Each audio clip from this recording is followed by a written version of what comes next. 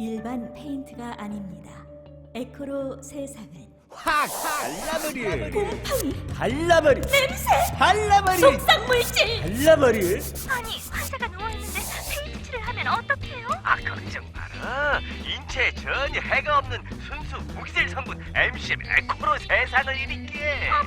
집에서도 간단하게 특허받은 친환경 무기질 코팅제 에코로 세상을 딴지마켓에서 구입하세요.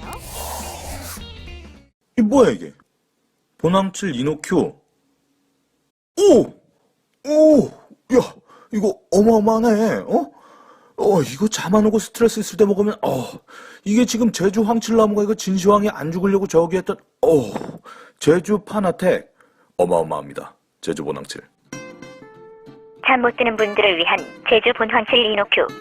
인터넷 최저가 87,000원이 아닌 은하계 최저가 59,900원에 오직 딴지마켓에서만 구입하실 수 있습니다.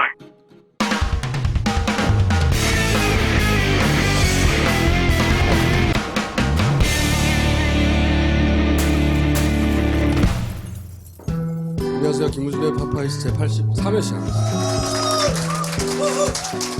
최근 며칠간 가장 큰 이슈 중에 하나 이겁니다. 이호 여사가 정권 교체 역할을 기대한다고 말했다고. 이 워딩은 안철수 의원 측, 국민의당 측에서 나온 거죠. 그래서 이제 이게 한참 논란이 됐죠. 이호 여사가 별말 안 했다. 이호 여사 아들 김홍걸 교수가 나오죠. 네. 나와서 별말 한 거 없다고. 어머니한테 여쭤보니까 아니라더라. 네.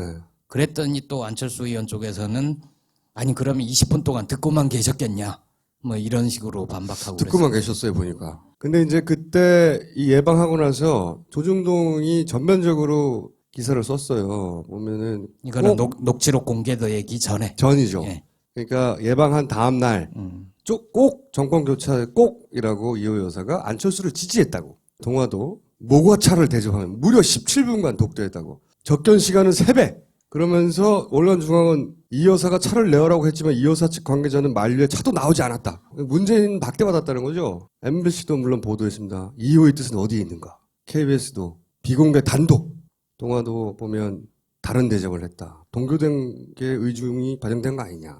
1등은 역시 조선. 보세요. 이호 여사, 안철수 환대, 비공개 면담까지. 표정 비교. 하는 짓 좀 보세요. 조선 1등이에요. 이걸 어떡할까 그럼. 같은 날 이호 여사 이 표정을 어떡할 거야 그럼. 그리고 이 표정을 어떡할 거야. 그리고 이제 KBS 같은 데서도 이호 여사의 워딩으로 신당의 정권교체에 중요한 역할을 하도록 많은 기대가 있다 라고 말했다고. 마치 본인이 한 것처럼. 이렇게 조중동뿐만 아니라 지상파에서 다 보도했다고요. 왜 조중동과 종편이 안철수 신당, 야당이 신당을 만드는데 갑자기 이렇게 전폭적으로 환호해 줍니까? 자기들한테 도움이 되니까 그런 거지. 그런데 이제 2라운드가 생기죠. 이 월간중앙에서 녹취록이 공개됐어요. 정권교체도 미랄이 되겠다는 마음입니다. 꼭 그렇게 하세요. 이렇게 말씀하셨어요. 이제 이걸 가지고 그런 이제 언론 플레이를 했고 내용을 쭉 읽어보면 말이 안 돼요. 여기 보면 저희 비서관들과 나오잖아. 무엇을 결정할 때 대표님께서 말씀하시는 것이 가장 바람직하니까 감히 말씀드립니다. 이런 식으로 이호 여사가 적극적으로 조언을 한 것처럼 뭐 이런 것도 보세요. 이 여사라고 처음에 이게 치기에 빠졌어요. 이 여사 해놓고 사모님 덕담 한마디. 이호 여사가 누구한테 사모님을 말하는 거야? 안철수 사모님이야? 이게 이상하니까 사람들이 이제 항의를 했죠. 그 기사 내에도 보면 그 내용을 이 여사 측의 한 비서관은 이라고 자기들 기사 내에서도 이렇게 쓰고 있어요. 그런데 녹취록은 여사라고 했다고. 나 이건 실수라고 생각하지 않아요. 그리고 나중에는 사과를 했어요, 이렇게. 근데 이거 다 보도된 다음이에요. 비서 중 한 사람, 배석했던 사람이 몰래 녹취를 했고, 몰래 녹취도 결례인데, 그거를 배포했고, 그 사람의 책임이고, 이런 식으로 지금 마무리되어 가고 있는데, 그 녹취를 했다는 것, 그것도 개인에 대한 결례일 수도 있지만 허가를 득하지 않고 제3자가 녹음을 하는 행위도 불법 소지가 있거든요. 국민의당에서 오늘 내놓은 해명을 보면 몰랐다. 우리도 이해할 수 없다라고 얘기를 해요. 사실은 이 전체적인 논란의 첫 출발은 안철수 의원 본인 입에서 나온 겁니다. 으로 만드는 정당이 정권 교체를 하는데 꼭 중요한 역할들을 할 수 있도록 많은 기대를 가지고 계시다는 말씀도 해주셨습니다. 그러니까 자기 지지율을 지탱하는 힘의 실체를 스스로 모르면 정치할 자격이 없는 겁니다. 지금 정치하지 말라고 그러는 거예요? 이렇게 해가지고 이게 나중에 줬대요. 나중에 진짜로 재개할 수 없는 수준이 될 수도 있어 잘못하면. 이런 히스토리가 쌓이면 회복할 수가 없는 지점이 옵니다. 어느 지점에. 예전에 군사정권 시절에는 전 국민으로부터 호남을 분리하는 작전을 썼어요. 그죠? 그러니까 이제는 김대중과 노무현을 분리시키는 전략을 쓴단 말이에요. 명백하잖아 대단히. 그리고 여기 당하면 계속해서 정권교체 같은 건 없는 거죠 실제. 어떻게 합니까? 갈라져가지고. 근데 이제 결국은 그 녹취록이 저쪽에서 나왔을 거 아니에요. 네. 제가 정말 이해가 안 되는 거는 그 녹취록을 보면 자신들한테 유리할 거라고 생각했는지 그 정무적인 감각도 없는 거거든요. 그래서 저는 처음에는 이건 새작인가 싶었는데 그것도 아니라며. 네. 네. 나름 그 안에서 사실은 굉장히 지근거리에 있는 분이 했다고 하던데. 그리고 오늘은 사과를 했습니다. 보시면 안철수 녹취록 공개에 대해서 사과했다라고 이렇게 다음에 계속 오늘 하루 종일 떴어요. 네이버의 안철수 관련 기사는 이거밖에 없어요. 박주선 국민의당 합류, 야권의 신당 세력 통합 속도전. 네이버의 다음에 차에 여기도 드러나는 거예요. 여기서 네이버 찾아보세요. 메인에 있나 안철수 사과가. 그리고 그러는 와중에 문재인 대표는 오늘 사퇴를 했죠. 결국은. 그리고 이 선물을 이렇게 받았어요. 금화. 이게 왜 금화가 나온 줄 아세요? 금괴 1톤이라고 그러던가? 200톤인가요? 200톤. 1톤이 아니라 200톤이었어요? 200톤 어디 있대요? 이분 왜 정치하나 몰라. 그래서 이제 초콜릿 금화를 선물했다고 화제가 됐죠. 문재인 대표한테 한 가지 인정해 줄 거는 뚝심입니다. 쌩 난리가 났었는데 결국은 여기까지 와서 할 일 다 하고 사퇴를 했어요. 싫어하는 사람도 있겠지만 뚝심 하나는 인정해 줘야 됩니다. 희한한 기사가 하나 났어요. 해수부 공무원이 세월호 유족을 고발하라고 제안했다고 보수단체의 대표가 희한하게도 이 해수부 공무원을 고발했어요.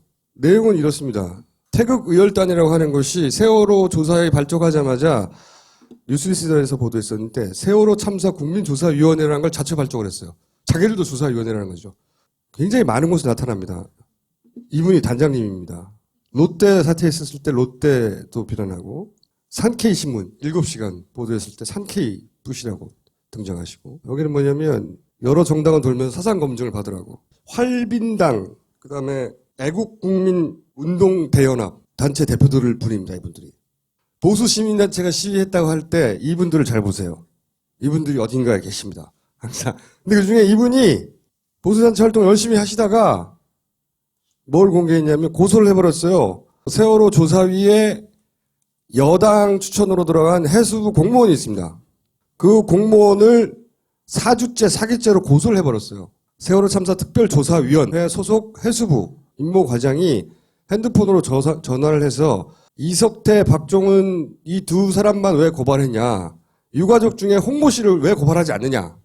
홍모 씨도 고발해야 한다는 거예요. 저에게 사주를 하여 왜 그러냐 물었더니 다 조국을 위한 일이다고. 고발해달라고. 나중에 좋은 결과 나오면 좋은 일이 있다.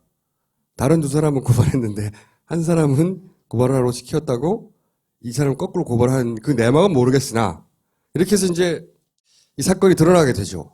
뭔가 이해관계가 엇갈렸을 수 그렇겠죠. 있죠. 예. 네. 그래서 이제 녹취록이 공개됐는데 거기 보면 홍모모는 팀장님이 나한테 전화를 해가지고 고발을 해라 그래가지고 해수부 모 씨가 전화를 제가 했다는 그 얘기는 하지 말라고.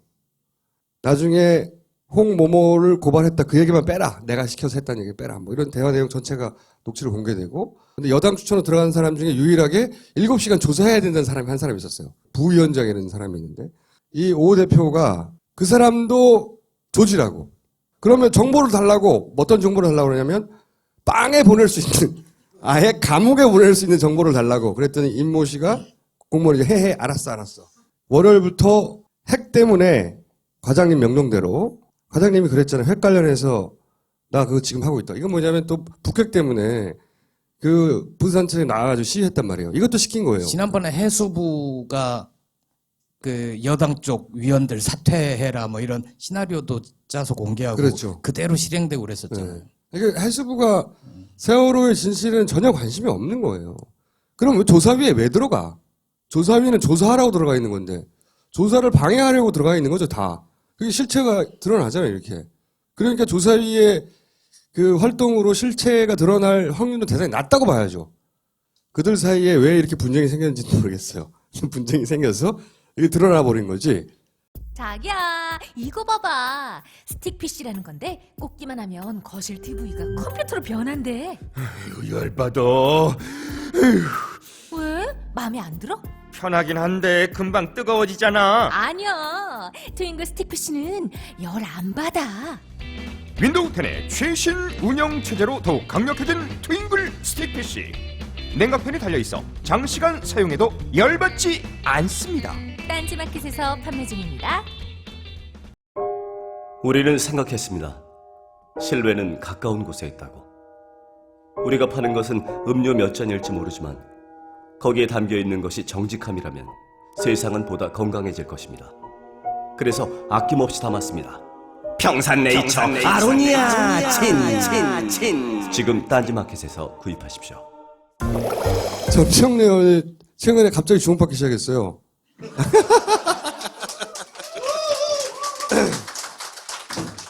여러분 안녕하십니까. 이 시대 참 셀프 서비인 정청래입니다. 제가 오늘 네. 참 사퇴인을 실천했어요. 오늘 사퇴하셨죠. 네, 오늘 사퇴했어요. 우리 한번 말하면 그대로 실천해. 네. 김태호 최고위원이 정청래 의원 지역구에 나가냐 마냐 막 얘기하고 있어요. 근데 김태호 최고위원은 따지고 보면 저쪽에 잠룡 중에 하나거든요. 나름. 그러니까 정청래 의원이 갑자기 잠룡급으로 올라가는 거예요. 다만 물속에 계속 잠겨 있을 뿐. 지금 인격살인 하지 마세요. 인격살인. 네. 그래서 오늘 오기 전에 방금 기사 검색 해봤더니 못 나오겠다고. 나보고 어쩌라냐고. 그 정청래 의원이 트윗을 때렸죠. 김무성 나와라. 막 지르는 거죠. 아싸 찬스 이러면서. 아니 혹시 나올지도 모르는데 내가 이렇게 나오라고 하니까 못 나와. 그래서 지금 요즘 분위기가 어떻습니까? 최근에 있었던 일이죠. 제가 이미 2년 전에 조경태 정신적 새누리당원이다.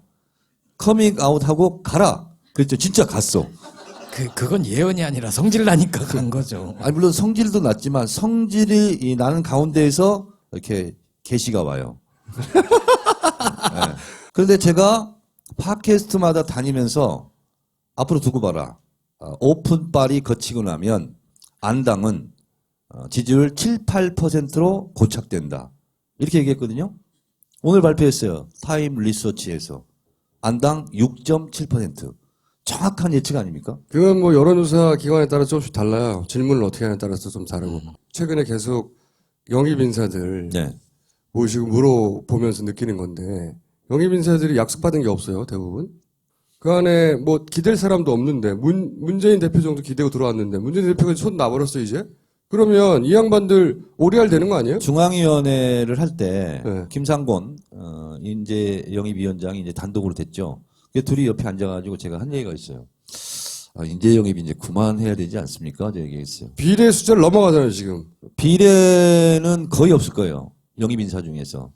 그랬더니 김상곤 위원장님도 고개를 끄덕끄덕 하면서 참 걱정스럽게. 왜냐면요. 지금 대충 보면 비례가 한 16명, 한 17, 8명 이 정도 선이 당선될 수 있거든요. 영입 인사가 거의 20명 가까이 됐어요. 20명이죠. 저희가 비례 안정권을 15석 안팎으로 이렇게 보고 있는데 그 15명 안팎 중에서 8명은 고정이에요. 이미. 예를 들면 청년 비례대표 남자 여자 1, 2등 있으면 15번 안에 배치하죠. 노동계 대표 보통 2명 뽑죠. 당직자 뭐 이렇게 하면 4개 분야는 선출을 합니다. 여러 가지 투표 방식으로 기간당원 뭐 일반 당원 대의원 이렇게 해서 하여튼 뽑는데 그러고 나면 그분들을 15번 안에 배치하더라도 어떤 순위로 갈 건가는 중앙위원회에서 다시 순위 투표를 하거든요. 그러면 절반은 이미 채워진 거예요. 그러면 어떻게 하냐고 영입 인사들. 몇몇 그 영입 인사들에게 제가 잠깐 오시라고 해서 알아서 해라. 누가 챙겨주지 않는다. 알아서 해라. 알아서 해라. 누가 챙겨주지 않는다. 근데 길이 하나 있다. 내 방으로 와라. 내 방으로 와. 나의 정치 컨설팅을 받으면 길이 생길 것이다. 이렇게 얘기했는데 실제로 그분들 보면 좀 안 됐어. 대책이 없어요. 본인들은 잘 모르겠지만 이미 오리알이 돼가고 있어요. 이거 어떡할 거냐고 이거. 근데 오늘 아니- 김상곤 위원장이 지금 영입된 분들 중 탈당하라 그래야 되겠다. 탈당. 상당수는 호남 지역으로 출마할 거다. 이런 아니, 그러니까 얘기를 하셨어요. 호만 그 지역에 애초에 출마하겠다고 들어온 분들도 있어요. 네. 제가 알기로도 나는 지역구를 나가겠다고 그분들을 제외하고 네. 어리버리 들어온 분들이 있어요. 박주민 변호사 좀 이따 어리버리 들어온 거예요. 잠시 후에 등장하게 될 박주민 변호사가 대표적인 케이스죠. 그리고 그나마 먼저 영입된 사람은 전국을 돌면서 토크쇼 하고 있어요. 자기는 자리도 없어 거기. 영입 기자회견 할 때 보통 보면 굉장히 감격스러운 표정이나 굉장히 이렇게 뭐 회한의 깊은 표정이라든가 이런 게 있는데 박주민 변호사의 표정은 상당히 애매모호했어. 도대체 이게 기쁜 건지 슬픈 건지 어떻게 표정 가늠을 못 하겠어. 입당과 동시에 탈당해야 되나? 근데 낙동강 오리알이 된 것은 실제로는 안당 국회의원들이죠. 이분들은 벌써 이리 치고 저리 치고 이렇게 했거든요. 그래서 그분들이 다시 공천을 받을 가능성도 상당히 희박해졌고 공천을 받은들 다시 당선될 가능성은 더 희박해졌고 저는 이분들이 낙동강 오리알이라고 생각합니다. 아니면 그 소위 이제 지금 탈당해서 거기 합류한 지금 대충 17분인가요? 그분들이 다시 공천을 받을 수 있을지 없을지는 잘 모르겠어요. 오늘까지 17명. 네. 박주선 의원까지. 네. 근데 공천을 받고 나서 당선 여부는 지금 따질 수가 없죠. 제가 예언합니다. 국민의당 안에서 앞으로 공천을 못 받을 것 같은 예감이 드는 분은 선제적으로 불출마 선언을 하는 분이 생길 것이고요. 끝까지 받으려다가 못 받아. 그러면 친안 패권주의를 규탄하면서 재탈당을 할 가능성이 있습니다. 두고 보시면 압니다. 그건 어떻게 됩니까?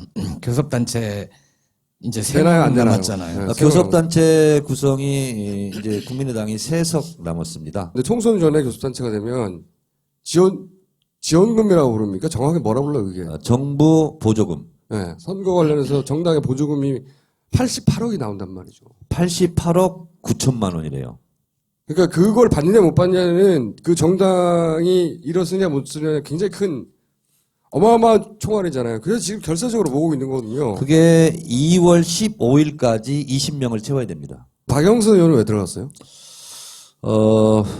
김정인 위원장하고 친하니까 들어갔겠죠. 네. 예를 들면 박영선 의원이 자기 사람을 한두 사람은 꼭 이번에 그 공천을 해야 되겠다. 네. 요구할 때 네. 그거를 시스템적으로 막을 방법이 있어요? 왜냐하면 비대위원이 되더라도 실제로 예를 들면 비례대표를 뭐 추천하거나 뭐 이럴 수 있잖아요. 근데 그 룸은 거의 없습니다. 비대위원장한테 지분이 하나도 없나요? 권한이 하나도 원래 없어요? 20% 있습니다. 그렇죠. 네. 전략 공천 20% 있죠. 그러니까 비례대표든 아니면 지역구 공천이든 있는데 문재인 대표가 행사를 못하게 됐어요. 이제. 비대위원장인 김정인 그렇죠. 위원장이 할 수 있잖아요. 그건 근데 김정인 위원장에게 친한 박영선 의원이 두 사람만 넣어달라 이러면 어떡합니까? 그러면 그럴 수는 있겠네. 그러니까요. 그러면 더더군다나 모자란 자리에서 그 이전에 영입된 사람들은 어떻게 돼요 또? 그러니까 비례대표 같은 경우는 당선 정권 15번까지니까 3명은 20% 해당되겠네. 아, 그걸 지금에서야 깨우쳤네. 아, 그럴 수 있겠어요. 네. 그러니까 절반 보장되고 3명 또 비대위원장이 가져가면 남는 자리는 몇 자리 없잖아요. 없습니다. 20명 왔는데 어떻게? 아니 근데 몇몇은 실제로 출마하지 않는 조건으로 들어오신 분도 있어요. 아 그래요? 네. 김홍걸 교수도 본인은 뭐 영입은 됐지만 김홍걸 박사는 약간 케이스가 다릅니다. 본인은 뭐 출마를 하겠다는 의사표현이 없어요. 근데 세계 최초로 지금 파파이스에서 제가 공개합니다.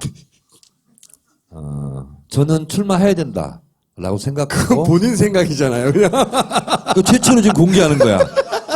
그리고 지속적으로 저는 요청할 생각입니다. 그리고 목포로요? 광주에 출마해야 된다. 찬반이 있을 수 있고 호불호가 있을 수 있으나 저는 개인적인 생각으로 선거 전략 전술상 저는 출마해야 된다. 정동영 전 의장은 어떻게 되는 겁니까? 정동영 전 의장 같은 경우는 전라북도 어디를 나가도 무소속으로 나가도 된다 하는 게 이제 저희 전라북도 출신 의원들의 얘기예요. 그렇기 때문에 빨리 영입해라. 그리고 전라북도를 안정화시켜야 된다. 이제 그런 얘기가 있는 거죠. 그러니까 오히려 배지를 달고 있는 현역 의원들의 다급함보다는 그 반대로 오히려 정동영 의장은 느긋한 거죠. 예를 들면 나는 뭐 무소속으로 나가도 될 거니까. 이런 여유가 있는 거죠. 그래서 그 정동영 전 의장은 무소속으로 나가는 겁니까? 아니면 국민의당으로 가는 겁니까? 아니면 더민주로 오는 겁니까? 현재. 국민의당은 안 갑니다. 온다면 누구 덕분입니까? 다 제 덕이죠. 뭐 문재인 대표나 김종인 위원장이나 들어왔으면 하는 생각이 간절하죠. 본인도 남사스러울 거 아니에요. 그렇게 욕하는데 덜렁 들어가기도. 그렇다고 근데 왜 국민의당에는 안 가는 거죠? 노선이 틀리잖아요, 일단. 안철수와 천정배 노선도 사실 많이 달라요. 그 많이 다른 것보다 훨씬 더 많이 다르죠. 총선 출마는 하신대요? 그거는 퍼펙트. 100%. 하긴 한다. 무소속이냐 저쪽에 지금 이쪽이냐. 사무실을 낸 걸로 알고 있습니다. 이호 여사 그 녹취록 논란 있잖아요. 그것에 대해 당내에서는 어떻게 반응해요? 아니 지금 당내에서 별로 이게 그거에 대해서 관심이 없어요. 자기 지금 지역구 다니면서 악수하기 바쁘거든요. 저도 그래요 지금. 근데 이제 몇몇 사람들과 이야기는 했습니다. 이야기는 했는데 이 얘기를 했죠. 우리가 얘기하지 말자. 그건 맞아요. 네. 네. 우리가 이야기하지 말자. 얘기해 줄 때는 너무나 많으니까. 그리고 이 자체가 너무나 민망스러운 일이잖아요. 네. 그래서 당 자체에서 얘기하는 것은 적절하지 않다. 의원님, 네. 이제 들어가세요. 여러분 새해 복 많이 받으세요. 설입니다. 그리고 시골에 다 가시나요? 말이 없어. 말이 없기 때문에 저도 말 없이 들어가겠습니다. 감사합니다. 고맙습니다. 허허, 몸이 많이 허해졌으니 웅담이라도 드셔야 될 것 같소. 아니 이보시오 의사 양반. 곰을 잡는 건 불법이잖소. 뭐하러 곰을 잡으시오? 여기 식물성 웅담, 제주 황울금이 있는데. 제주 황울금? 청정 제주에서 물불 바람을 맞고 자란 제주 황울금으로 가루를 낸 것이니 차를 내 드시는 것은 물론 다양한 요리에도 활용하실 수 있어. 더 드시고 싶으면 딴지 마켓을 이용하시오. 오, 우리 전통 당화 방식으로 만든 울금 식혜도 있었소. 여기 제주도 특산물 섬오가피가 있습니다. 이것을 찾아 수월봉 절벽을 오르다 죽었다는 누이 때문에 동생 노꼬가 한없이 눈물을 흘리기도 했다는 섬오가피. 그래서 담그지 않고 뿌리를 직접 발효시켜 만들었습니다. 무살균 고품격 생주, 노꼬의 눈물. 인터넷 검색창에 토양을 검색해보세요.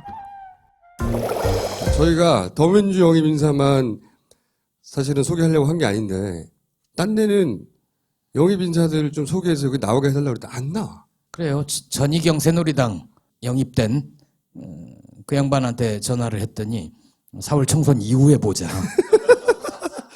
아니 국민의당도 사실은 저 연락을 했는데 답이 없어요. 영입 인사 우리 소개하겠다고 누군지 알아보겠다고. 더민주만 하려고 하는 게 아니에요? 그분들이 총수의 정체를 아는 거죠. 박주민 변호사를 제가 모실 텐데 어디든 구석탱이 껴있다고 보면 이거 강정마을 때 밀양 송전탑 되고 서울시 간첩 조작 사건 해킹 다른 사람 없으면 혼자도 이거 들고 나가서 해요. 박주민 변호사를 소개하겠습니다. 들어오시죠.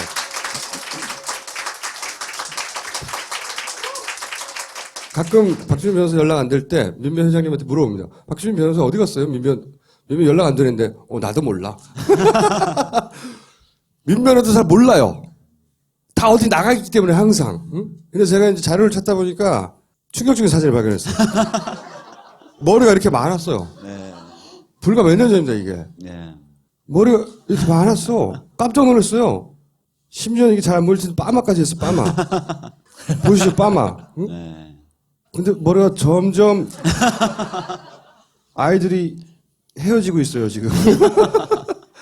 헤어져서 점점 짧아지더니 다 뒤로 후퇴.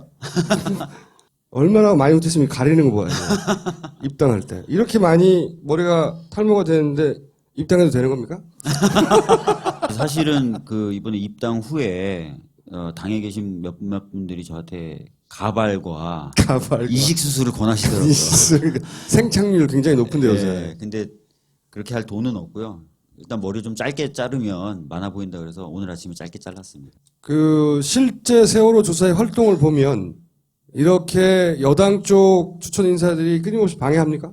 많은 분들이 이제 아시겠지만 지난번에 해수부가 만든 것으로 추정되는 문서, 문건도 네. 발견됐죠. 그 네. 문건에 보면은 BH를 조사하는 것으로 결정이 되면 다 사퇴하라고. 예, 여당 추천위원들은 다 사퇴하는데 그 방법은 부위원장, 즉 새누리당이 추천하는 상임위원이 주최하는 기자회견을 통해서 그런 의사를 표명해라라고 돼 있는데 작전 지휘하는 거죠. 완전히. 그거 그대로 하지 않습니까? 부위원장이 기자회견을 주최해가지고 기자회견을 통해서 BH를 조사하는 것으로 그리고 결정합니다. 그 안에 조사위원도 고발하고 유가족도 고발하고 시민단체, 보수단체 사주하여 그러니까 이런 활동이 실제로 상시적으로 있다고 봐요? 특조위 내부에서 자료 유출 사고가 잦았다고 제가 들었어요. 자료 유출 사고. 그러니까 가족분들이 조사를 어떤 걸 해달라고 신청을 하게 돼 있는데 그 조사 신청한 내용들이 유출이 되는 거예요. 어디로 유출되는 거예요? 미리 알고 있다 그쪽에서? 그런 얘기도 있었고 그 다음에 이제 사실 이번에 그 문제가 됐었던 그 안산에서의 포럼 동영상 이런 것도 사실은 그 외부 사람들이 가질 수가 없는 건데 그 사람들이 이미 봤다. 또 근데 뭐 뉴스에도 이번에 그 소위 그 양심 고백 혹은 뭐 폭로한 그 단장님의 말에 의하면 이미 1년 전에 그 대책회의 안에 자기 사람을 심어놨다. 그런 얘기가 우리 흔히 말하는 나왔죠. 프락치죠. 예. 이게 본인 입에서 나온 거예요. 그 특조위에 심어놓은 것이 아니라 4.16 연대라고 가족분들하고 그렇죠. 시민단체들이 시민단체. 같이 만든 하나의 세월호 관련된 단체가 있어요. 그 영상도 찍고 그러는. 네. 근데 그 활동하시면 굉장히 헌신적으로 하는 분들이거든요. 네. 근데 그 안에 이미 프락치가 있다는 거죠. 네. 공지영 작가라는 분이 트위터로 우리 쪽 사람인 것 같은데 사실은 저쪽 프락치 역할을 하는 사람들이 많은 것 같다라는 트위터를 갑자기 날리신 적이 있어요. 뜬금없이 날린 적이 있죠. 그래서 이게 뭐냐 막 논란이 많았었는데 이번에 그 사람이 자기가 이제 심어놨다라고 얘기를 함으로써 공지영 작가의 그 트위터가 뜬금없는 게 아니라 꼭 그걸 지칭한 건 지칭한 건 아니었지만 본인이 활동한 영역에서 그렇게 느낀 거고 이건 이제 세월호. 근데 공지영 작가가 쓴 트윗도 광화문 광장에 대한 언급이 있는 걸로 제가 알고 있습니다. 그러니까 세월호 광장 주변에 왔다 갔다 하는 사람들에 대한 언급이 있습니다. 제가 우려하는 것은 이렇게 되면 이 특조위에서 세월호 진상조사 실질적 진실이 나오겠어요? 사실 나오기 어렵죠. 그것뿐만 아니라 아시다시피 이제 특별법을 만들 때는 여당이 적극적으로 방어해서 조사권만 줬죠. 수사권과 기소권을 빼버리고. 뺐죠 이미. 그다음에 정부로 공이 넘어갔을 때는 시행령을 만들면서 권한을 또 한 번 축소를 했어요. 그리고 파견 공무원들이 핵심적인 역할을 맡도록 만들어버렸고. 근데 그 파견 공무원이 이렇게 사주를 하고 있는 겁니다. 네, 그렇죠. 그리고 나서 그 시행령이 결과적으로 국회법까지 개정해가지고 해보려고 했는데 박근혜 대통령이 거부권을 행사해서 무산이 되고 그래서 특조위가 엉망진창인 상태로 출범을 했는데 그 다음에 예산을 안 주고 파견하기로 한 공무원 파견 안 하고 돈도 좀 끊어지죠 이제 곧. 그나마 파견된 공무원들은 저런 짓을 하고 있고 그러니까 사실은 이름만 뭐 특조위지 특별조사위원회지 특별할 게 하나도 없는 그런 조사위원회인 거죠. 그래서 국회에 들어가는 겁니까? 세월호가 가장 제가 최근에 했던 활동이고 또 중요한 활동이니까 이제 큰 영향을 미쳤다고 볼 수 있는데요.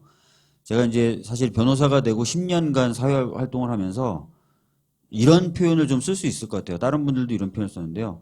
매일매일 저는 국회를 생각했다라고 말씀드릴 수 있을 것 같아요. 아니 왜 이런 법이 없지? 왜 이런 법이 없어서 이렇게 많은 사람들이 거리에 나와야 되고 노숙해야 되고 하지? 세월호뿐만이 아니거든요. 그다음에 왜 이 법은 이렇게 만들어졌지? 이런 것들도 굉장히 많았고 뻑하면 헌법소원하고. 왜냐하면 법을 바꿀 수 있는 방법 중에 국민에게 허용된 방법은 사실상 그거 하나밖에 없거든요. 그거 하다 머리 빠진 거예요 다? 그렇게 생각해 주십시오.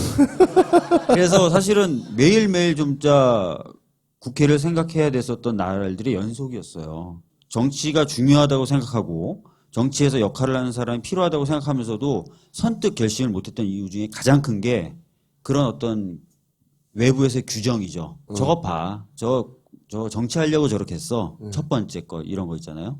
그다음에 이제 뭐 어떤 정치권이라는 데 갔다가 만약에 다시 돌아서 사회운동을 하려고 했을 때는 또 반대죠.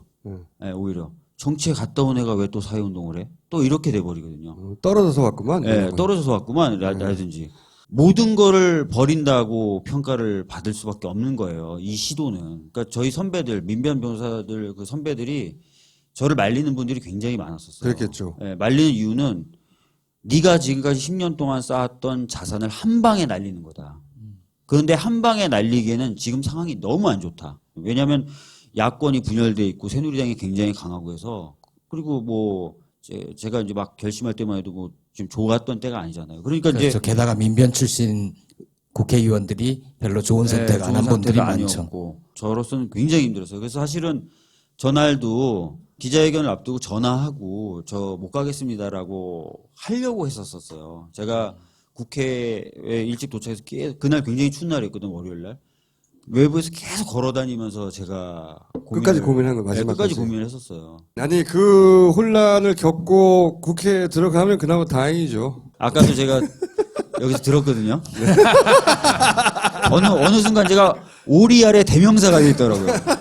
제가 입당을 하고 나서 이제 입당을 딱 했는데 아무도 저를 안 챙겨줘요. 기자회견 끝나니까 아무도 안 챙겨줘요. 그래서 주섬주섬 가방을 챙겨서 열심히 사무실로 가고 있는데 전화가 온 거예요. 그래서 무슨 전화 이제 이날 저녁에 뭐 문재인 대표하고 식사가 있다는 거예요. 영입된 사람들. 그래서 갔어요. 갔더니 왜 식사를 하냐 했더니 이틀 뒤에 그만두신대요. 그래서 그 얘기를 그 식사 자리에 앉아서 마침 또 자리를 문재인 대표 바로 앞자리로 저를 앉혀주더라고요. 미안하니까 이제. 네. 그래서 그날 그 얘기를 들으니까 술도 저는 거의 안 먹었거든요. 근데 막 뭔가 막 뜨거운 게 막 올라오는 거예요. 그래서 얼굴부터 이마까지 굉장히 넓은데 다 빨개졌어요. 근데 그 같이 참석하셨던 그 영입자분 중에 한 분이 이제 사진을 찍어서 그걸 페이스북에 올렸는데 어떤 기자분이 그 페이스북 사진을 보고 기사를 간단하게 쓰셨어요. 근데 사실 확인을 위해서 저한테 전화를 했어요. 기자분이. 그래서 박 변호사님 만취되셨던데요? 아니 그러면 먼저 영입된 분들하고라도 활동 자기들끼리 어벤져스라고 부른다고 하네요. 네. 제가 국회의원이나 대고 그렇게 부르라고 했는데 그분들하고 보조를 맞춰서 활동도 못 한다며 지금. 근데 이제 들어왔더니 이제 그분들끼리는 이미 어느 정도 이 네트워킹과 끈끈한 게 돼 호흡이 있었고 벌써 맞기 시작했죠. 전국 돌고 있잖아요 이미. 네, 그래서 전국을 그래서 나올 수 있었던 거예요. 네. 다른 사람 다 바빠서 못 와요 지금.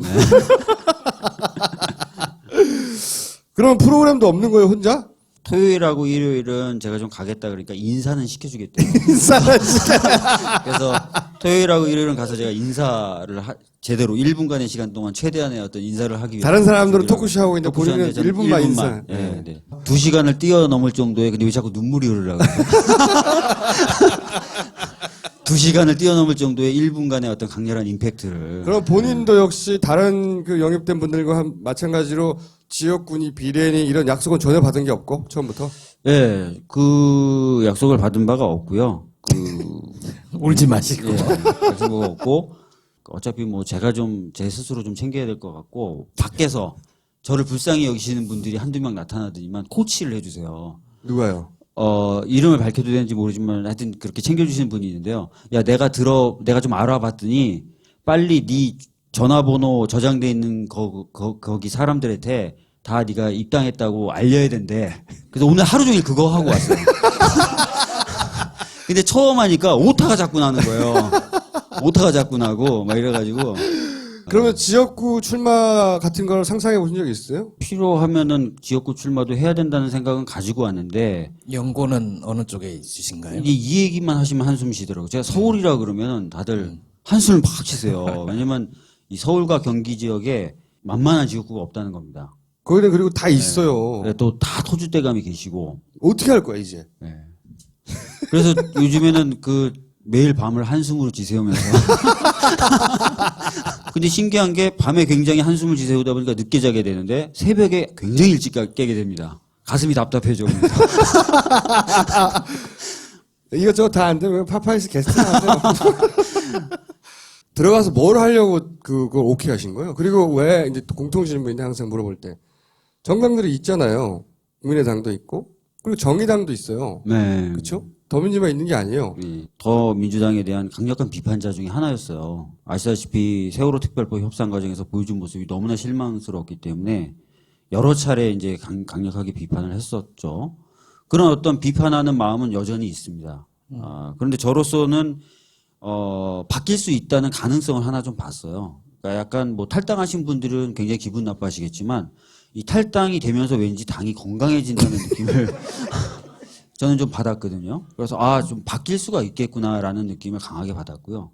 두 번째는 어쩔 수 없이 현실성을 감안했습니다. 왜냐하면 제가 들어가서 뭐 저 혼자 막 노래 부르고 다니고 막 이렇게 하려는 게 아니었잖아요. 들어가면 해야 될 일이 있고 바꿔야 될 만한 것이 있었단 말이죠. 그렇다면 어느 정도 그 현실적인 가능성과 힘을 갖고 있는 정당을 선택하는 것이 맞다고 생각을 한 거죠. 그래서 두 가지가 결합이 됐었고 또 주변에 있는 분들이 또 얘기를 또 많이 해주셨어요. 그래서 세 가지 정도가 결합이 돼서 더 민주라는 것을 선택하게 됐죠. 문재인 대표는 그럼 이번에 처음 만나신 거예요? 세월호 때 국회 네. 농성할 때 몇 네. 번 뵀었습니다. 문재인 대표가 선택에 영향을 줬어요? 뭐 제가 고민하고 있을 때 저는 뭐 어떤 정당 대표의 연설이라든지 뭐 대통령의 신년 연설 같은 경우를 처음부터 끝까지 듣는 경우가 없습니다. 대부분의 분들이 그러시겠지만요. 근데 이제 문재인 대표가 신년 연설을 한다 그래서 저도 좀 고민이 되기도 하고 궁금하기도 해서 처음부터 끝까지 들었는데 제 생각하고 일치되는 부분이 많다는 그때는 착각이었는지 아니면 사실이었는지 그런 느낌을 강력하게 받았어요. 그러니까 정치를 바꾸겠다는 의지를 강력하게 표명을 하셨고 그것을 위해서 본인은 필요한 것을 다 하겠다라는 취지가 담겨 있었잖아요. 그래서 이거는 내 생각과 내 뜻과 그리고 지금 내가 갖고 있는 감정과 굉장히 비슷하다라고 해서 사실은 그 연설을 듣고 나서 고민에 어느 정도 가닥을 잡았어요. 그래서 집사람한테 그 연설 듣고 나서 가는 게 맞는 것 같다라고 얘기를 했고요. 반대 안 하던가요? 집사람이요? 네. 집사람은 그때 이제 정교조 상근 변호사인데요. 그때 법의 노조 선고가 얼마 앞두고 있어서 정신이 없더라고요. 그래서 막 네가 알아서 해, 막 이런 식으로 막. 그리고 뭐 지금도 보면 법의 노조 선고에 대해서도 정신 없고 그래서요.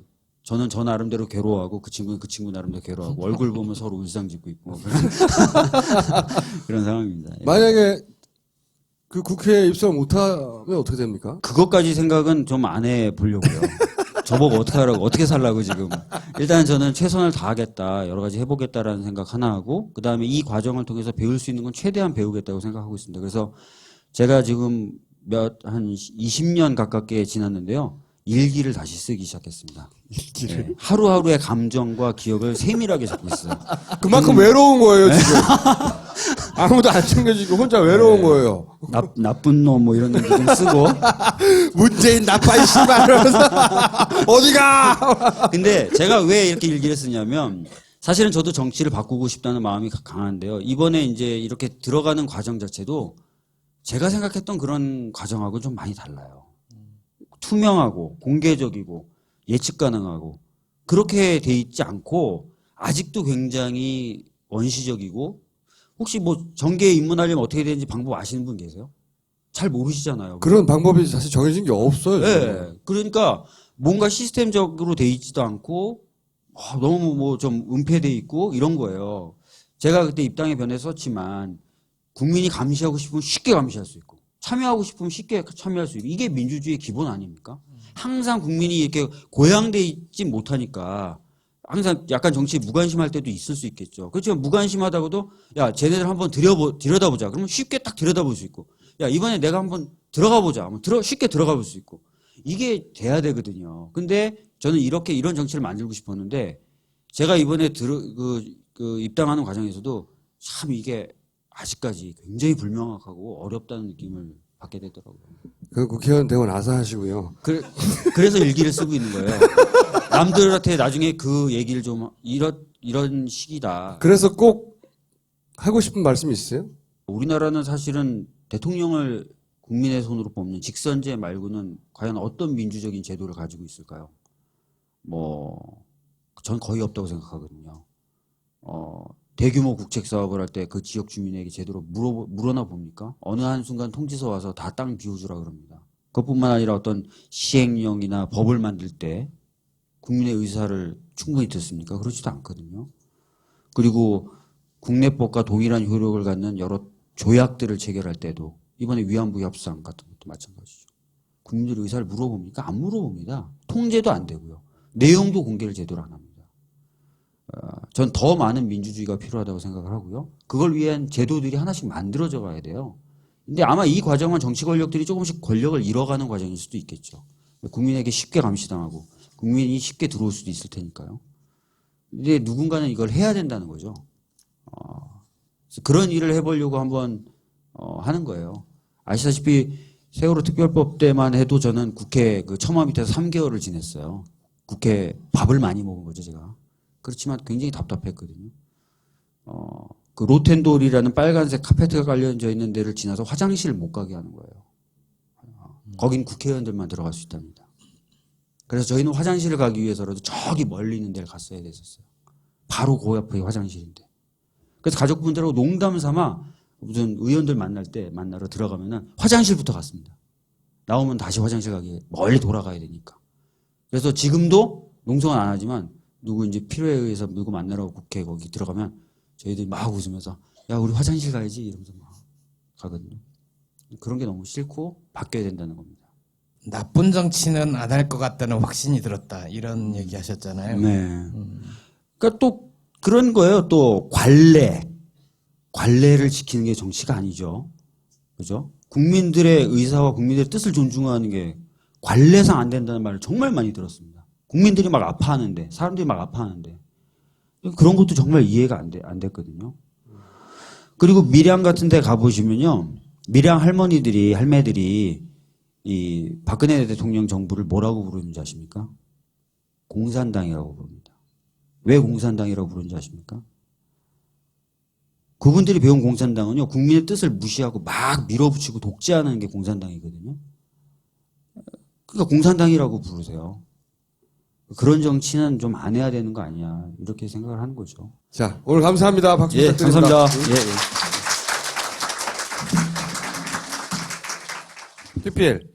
첫 번째는 제가 하죠. 이거 박주민 변호사가 먹어야 되는 거구나. 깨끗한 두피와 건강한 모발을 만드는 데 도움을 주는 제품으로 감을 필요도 바를 필요도 없이 두피에 뿌려주기만 하면 두피가 숨을 쉬게 된다고. 제주 탐나무 뱀딸기를 추출해서 6년근 홍삼과 제주 화산 안반수로 만든 깨끗한 물로 만들었다는 거죠, 뭐. 여하간 그 뱀딸기가 항균, 항염에 효과가 좋다고 해서 홍삼하고 같이 섞어가지고 제주 안반수에 풀어가지고 머리에 뿌리는 거랍니다. 제주 황올금입니다. 제주에서 많이 오네요. 네. 어르신들께 정말 좋은 제주 황올금을 딴지마켓에서 은하계 최저가로 만나볼 수 있는 절호의 기회랍니다. 간에 아주 좋다네요. 그리고 당뇨, 소화불량, 치매 예방 등에 좋다니까 명절 맞이 어르신 선물에 최고. 아무 울금이나 먹지 마시고 제주에서 나오는 황울금이 최고랍니다. 이거 100% 제주 섬 오가피 뿌리로 천연 발효하고 무첨가 무살균으로 만든 고품격 생주. 이건 진짜 맛있어요. 이건 맛있다고 하더군요. 네. 근데 원래 마켓에서 팔아보려고 했는데 통신 판매 법률에 주류를 팔 수가 없거든요. 온라인상에서. 그래서 광고만 진행했는데 이 광고 나고 나서 대박이 났답니다. 노꼬의 눈물. 딴지마켓에서는 팔 수 없기 때문에 검색창에서 토향 아니면 노꼬의 눈물을 치시면 됩니다. 민중의 개사료입니다. 아낌없이 드리겠습니다.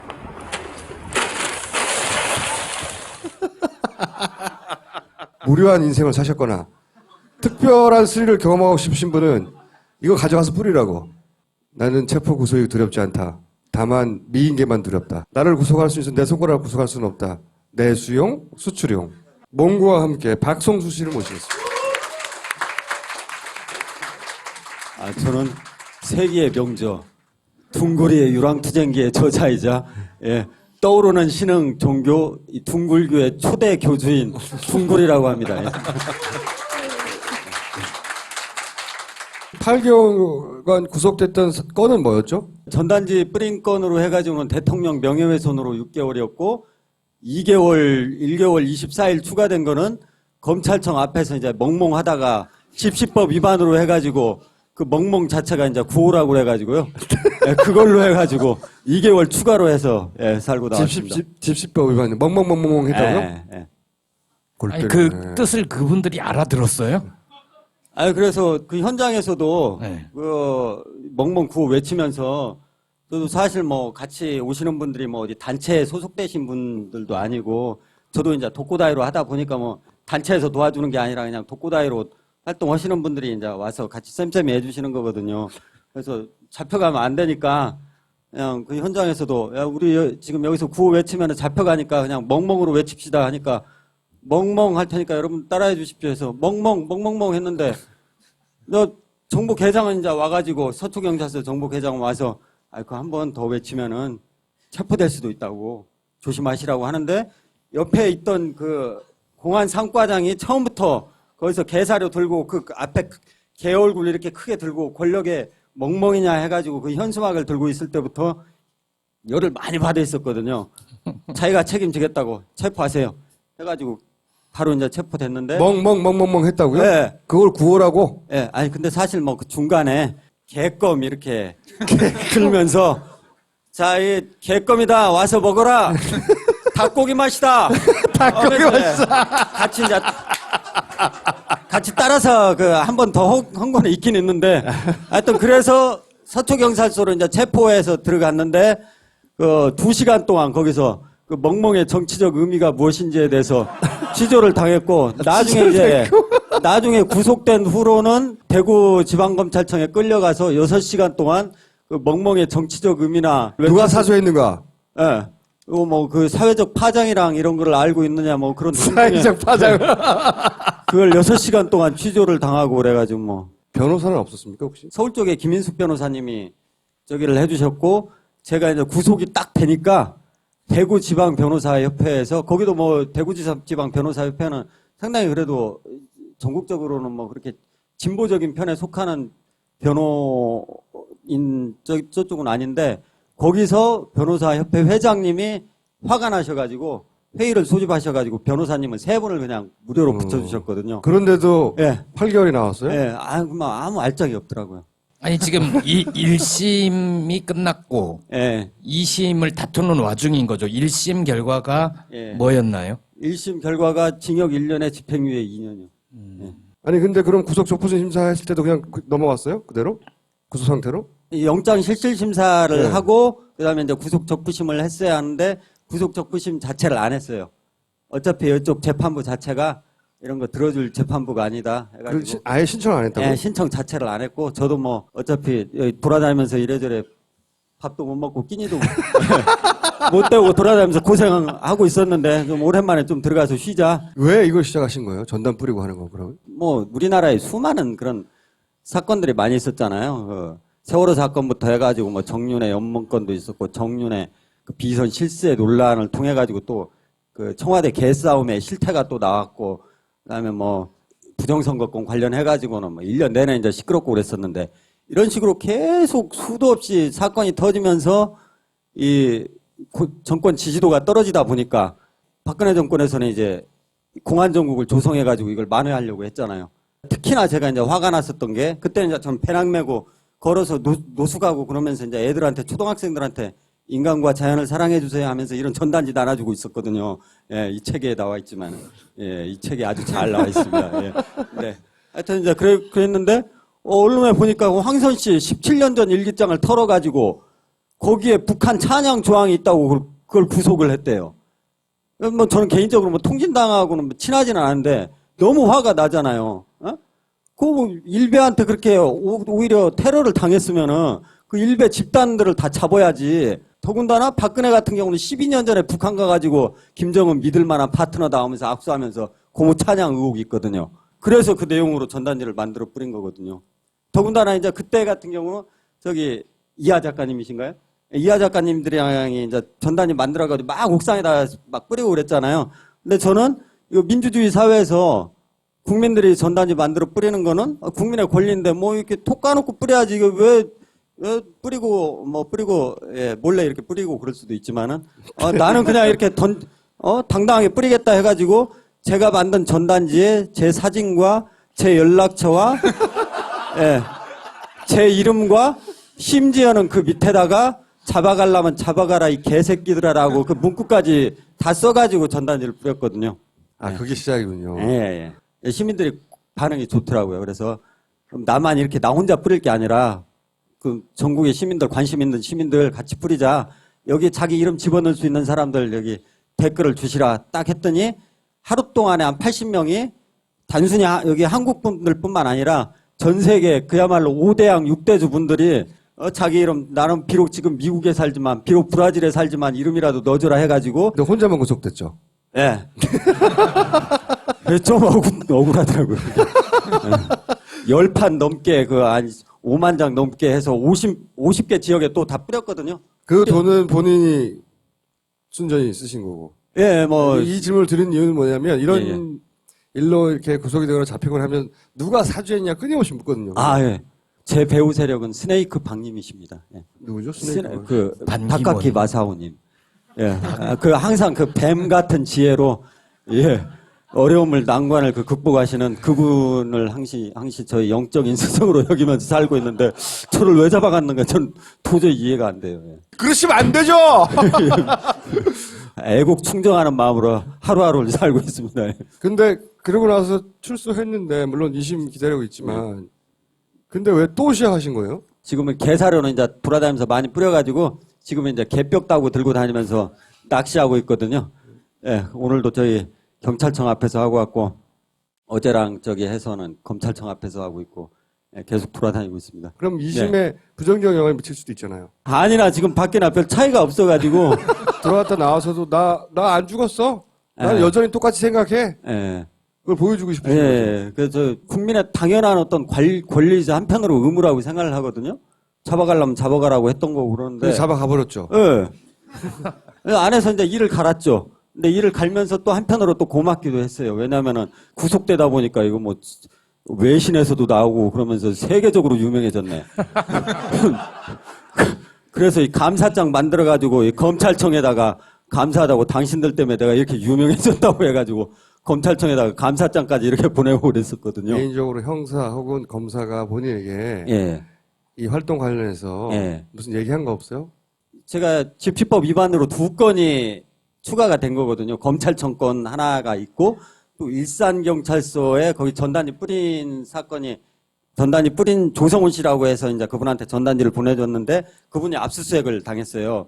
그래서 그분 앞에 그분과 같이 거기 일산경찰서에서 같이 이제 또 개사를 뿌리면서 이 다정하게 이렇게 기자회견을 하고 그랬었는데 그 건으로 해가지고 이제 다시 추가 조사가 이제 들어왔는데 나중에 이제 그쪽 경찰들 얘기를 들어보니까 자기네들은 이 사건을 처리를 하고 싶지 않았는데 이걸 왜 처리하는가 도저히 이해가 안 된다고. 근데 대검찰청까지 거기 고향 검찰이랑 대검찰청까지 해서 8번을 자기네들을 불러가지고 이거 사건 처리하라고 그렇게 압력을 줬다고 그러더라고요. 그 담당 형사 예. 얘기해줘요. 관련 형사 아는 형사가 있어가지고 얘기를 들었는데 야, 많이 아쉬워하시죠?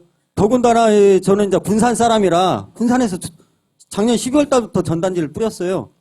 그래서 군산 경찰서에서 저는 막 내놓고 뿌리니까 지역의 언론에서 와서 TV도 나가고 그랬었거든요. 그러니까 당연히 이제 내사가 왔죠. 그래서 경찰이 한 2주 정도 내사를 하고 나서 정보계장이 와서 저한테 하는 얘기가 아이고 뭐 전단지 별거 없네요. 해가지고 내사 종결로 군사는 끝났거든요. 대검찰청에서 계속 8번이나 연락이 와가지고 요놈 꼭 구속시키라고 응? 집어넣으라고 그랬다는 거 아니에요, 그죠?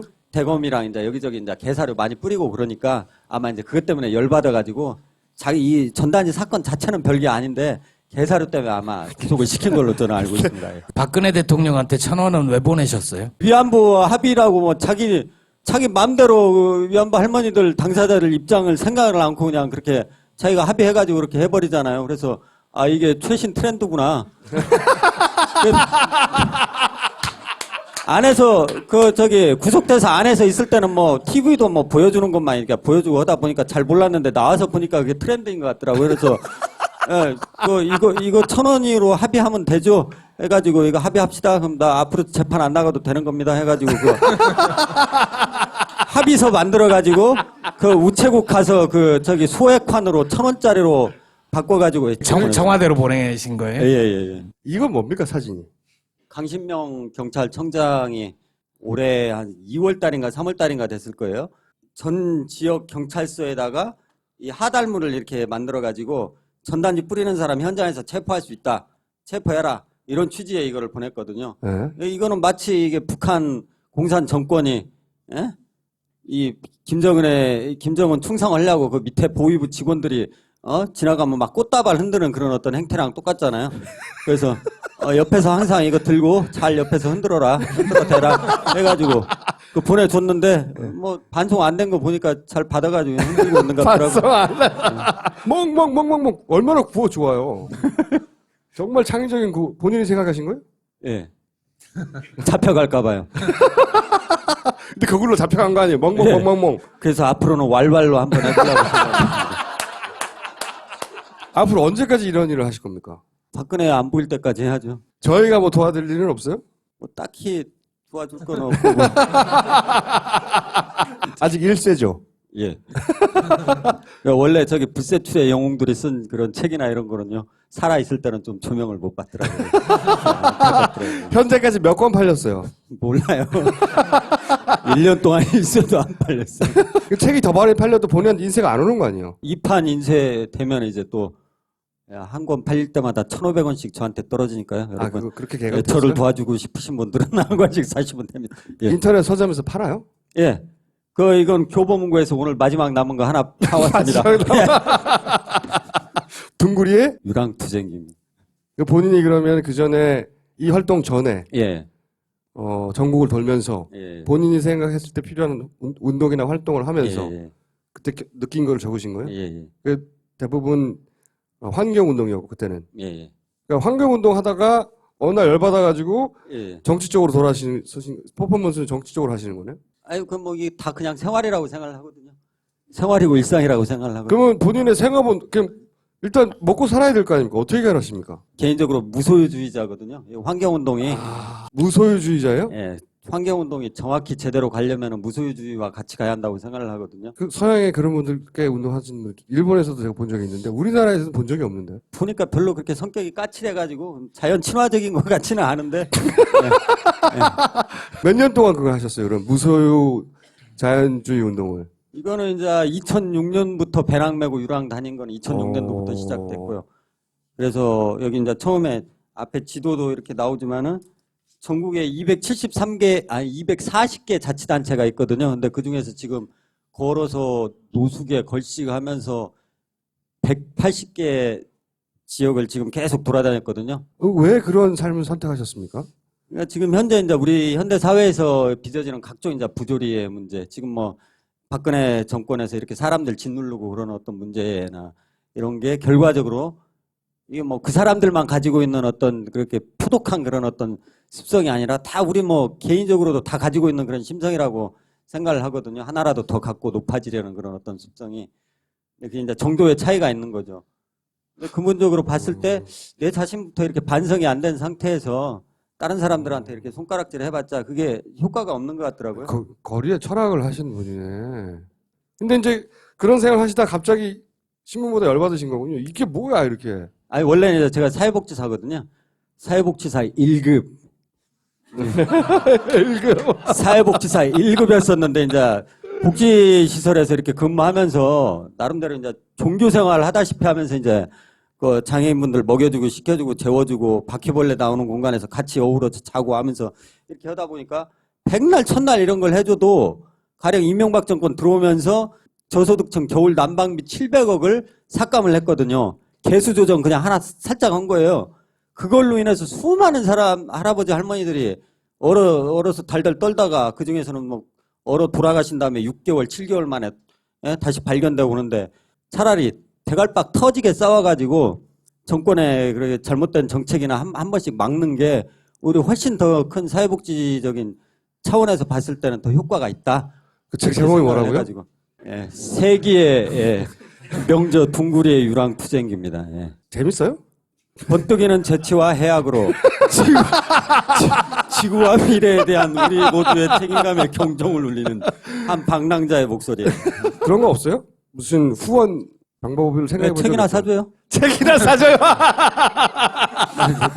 아니 왜냐면은 지금 저기 일판이 나왔는데 제가 이제 현장에서 경찰이랑 이렇게 싸우고 그랬을 때 아주 그 악독한 인간들의 경찰의 이름이랑 이런 게 많이 나와 있거든요. 네. 저는 이런 걸 끝까지 따라다니면서 다 문제를 이렇게 제기를 하고 처리를 해야 한다고 생각을 하는데 지금 이번에 이제 제가 구속되면서 머릿속에 이렇게 리스트 써놓은 저기 뭐 검찰들이나 판사들이나 이런 사람들이 많이 있는데 이거를 또 영원히 새기기 위해서는 책이 또 새로운 책이 나와야 하거든요. 빨리 이거라도 다 팔리고 예, 다음 책이 빨리 발간되기 위해서는 이제 책 사주는 게 이제 가장 우선입니다. 만약에 이 박성수 씨를 개인적으로 후원하고 싶으신 분들은 그러면 몽구의 계좌가 있습니다. 거기에 가로치고 박성수라고 쓰고 전달하는 것으로. 네.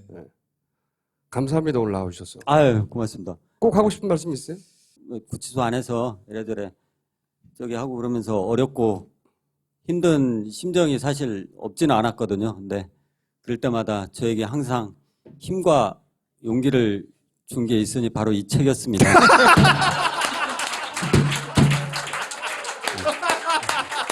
꼭 사서 보시기 바랍니다. 네. 감사합니다. 예, 고맙습니다. 그가 머리카락을 쓸어 올리고는 내 얼굴을 만집니다. 그에게 고백해야 할까요? 머리 만진 손에서 냄새 난다고. 그 남자의 두피를 숨쉬게 해주세요. 청정 제주의 자생생물 자원으로 만든 두피 영양제 탐나무. 뿌리기만 했는데 건강하고 탐나는 머리카락이 된 것 같아요. 탐나는 샴푸와 트리트먼트도 있습니다. 인터넷 검색창에 탐나무를 검색해보세요. 자, 몽구 타임. 이거 뭡니까? 봅시다, 우선. 안녕하십니까. KBS에서 수신료 추진의 신문을 맡고 있는 추진단장 윤준호입니다. 국가기관 방송이자 대표 공영방송인 KBS는 상업적 매체들과는 차별화된 공적 책무를 부여받고 있습니다. 공영방송 KBS만이 할 수 있거나 해야 하는 많은 과제가 있습니다. 그러나 최근의 재원 부족상과 이러한 공적 책무를 제대로 수행하는 데 많은 어려움을 안겨주고 있는 게 사실입니다. 현재 수입 부족은 더 이상 공영방송이 공영방송다운 역할을 다하는 데 한계 상황에 이르렀다고 말씀드리겠습니다. KBS는 수신료 현실화를 통해서 재정의 공영성을 강화하고 상업방송과 차별화되는 공영방송의 정체성을 강화함으로써 국민에게 이익이 되고 이익을 받는 공영방송을 만들어가고자 합니다.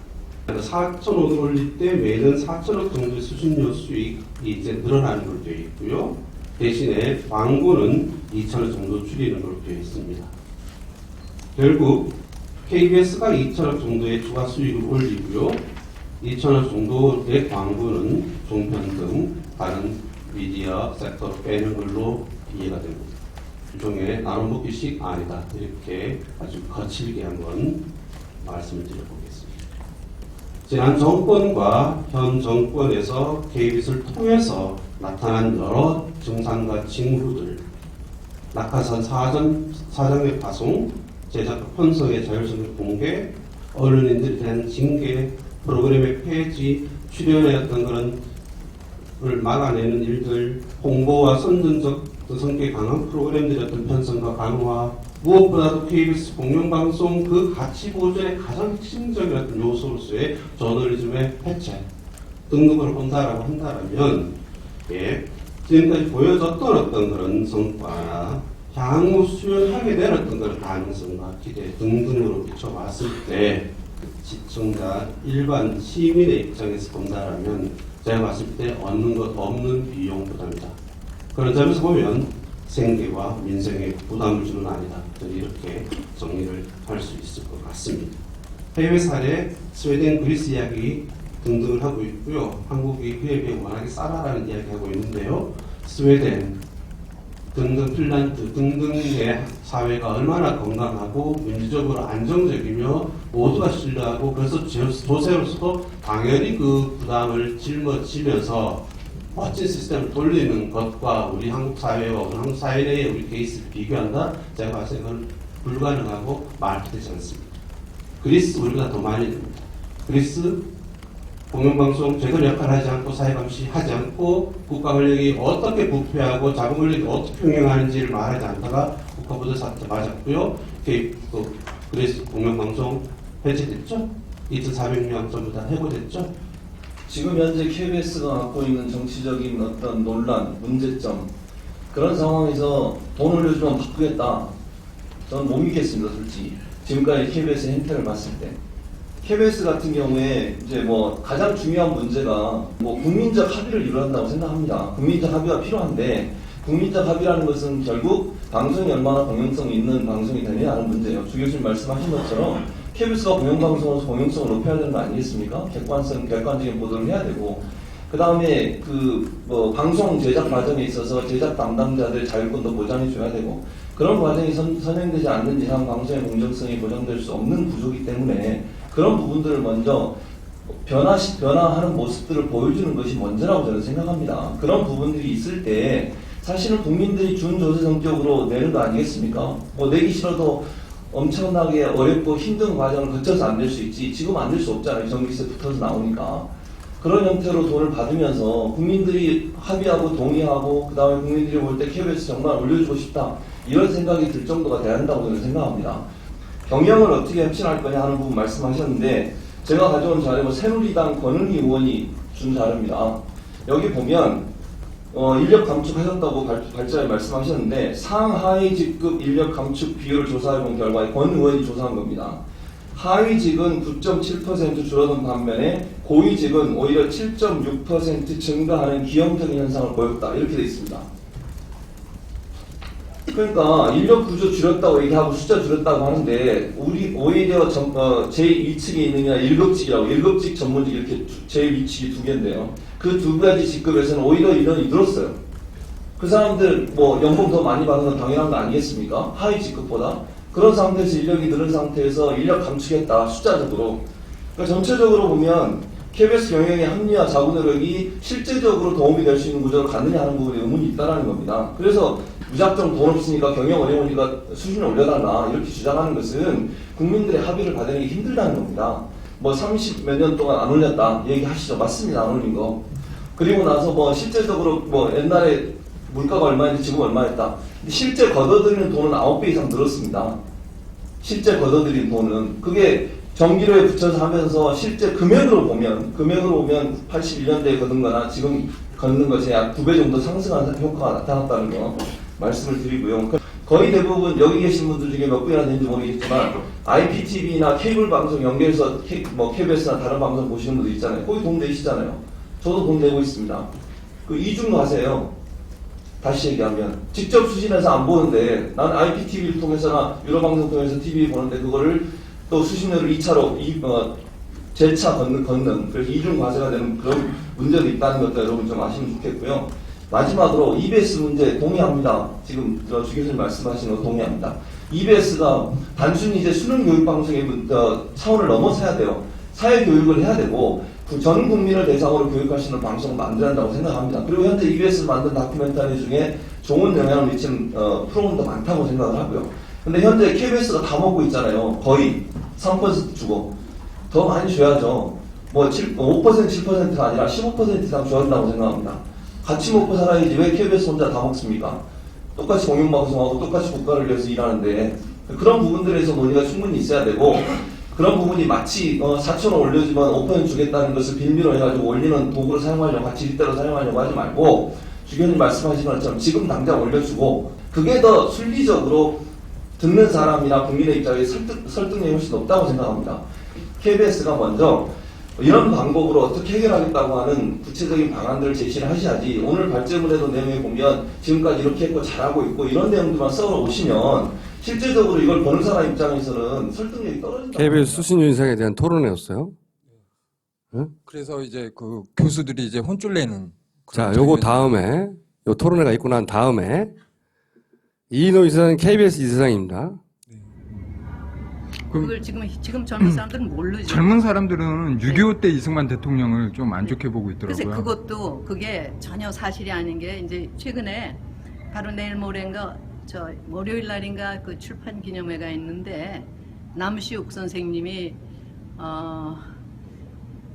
미국과 6.25 전쟁이라고 하는 이 책을 써내셨는데 거기 보면은 그 6.25 전쟁이 어떻게 발발했고 뭐 어떻게 했는가 하는 게 분명히 나오는데 이 국민을 이제 안심시키려고 그 국가가 하는 거는 이제 처음에 다 하는 거고 군인들이 특히 그거를 이제 강조를 했어요. 그리고 이승만 박사도 서울을 안 떠나겠다고 하는 걸 만약에 대통령이 유고가 되면 나라 상징이고 나라의 권위인데 나라가 위태로울 수가 있으니까 거의 정말 이 끌어내다시피 해서 마지막 기차를 태워갖고 나가고 그런 상황인데 아, 그러면 군인들에게 의해서 끌려갔다 이거예요? 아니 그게 잘못 군인들이 끌려간 게 아니라 그분은 내가 서울에서 남아서 죽겠다 하고 고집 세우는데 이 대통령이 요구가 되면 안 되니까 나가셔야 된다고 해서 주변에서 이제 그 프란체스카 여사도 그렇고 그 이제 참모들이 이렇게 해서 모시고 나갔고 그 방송을 뭐 국민을 속이기 위해서 뭐 했다. 그거는 다 폄하하는 거예요. 군인들이 그렇게 결정을 했어. 왜냐하면 그때 다리가 하나인데 적군이 몰려오니까 다 도망가라. 그런 나라가 어디가 있어요. 처음엔 다 사수하려고 노력하고 그런 과정에서 우리가 방어할 테니까 안심하라고 이제 수뇌부에서 그 결정을 하고 방송을 하고는 사실은 이 서울이 함락됐을 때 그걸 빨리 껐어야 될 텐데 누가 아마 그걸 못한 것 같아요. 그건 대실수지. 그거를 해서 뭐 이승만이 나라를 배반하고 도망갔다 하는 그거는 아주 폄훼하는 얘기예요. 대통령이 그 사흘 동안 뭘 했느냐. 미국에 연락하고 뭐 하고 해서 나라를 살리기 위해서 여러 가지 노력하는 그 스케줄이 다 나와 있거든요. 그러니까 KBS 현재 무슨 위원회죠? KBS 이사회. 이사회. 예. 이사회 사장도 결정하고 뭐 가장 높은 단위의 결정 기구죠. 예. 거기 이사장으로 계신 분이 이제 이승만 주의자인 거죠.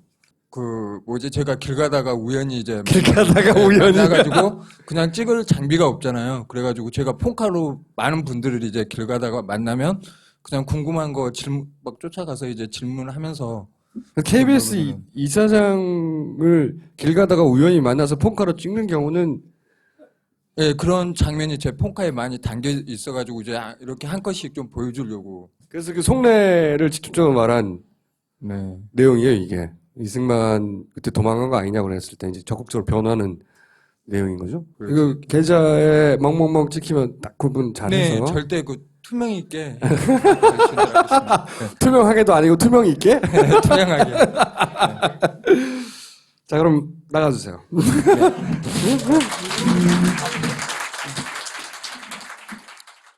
어떤 고문도 내 입을 열 수는 없을 거다. 그렇다면 먼저 양치질을 시켜주지.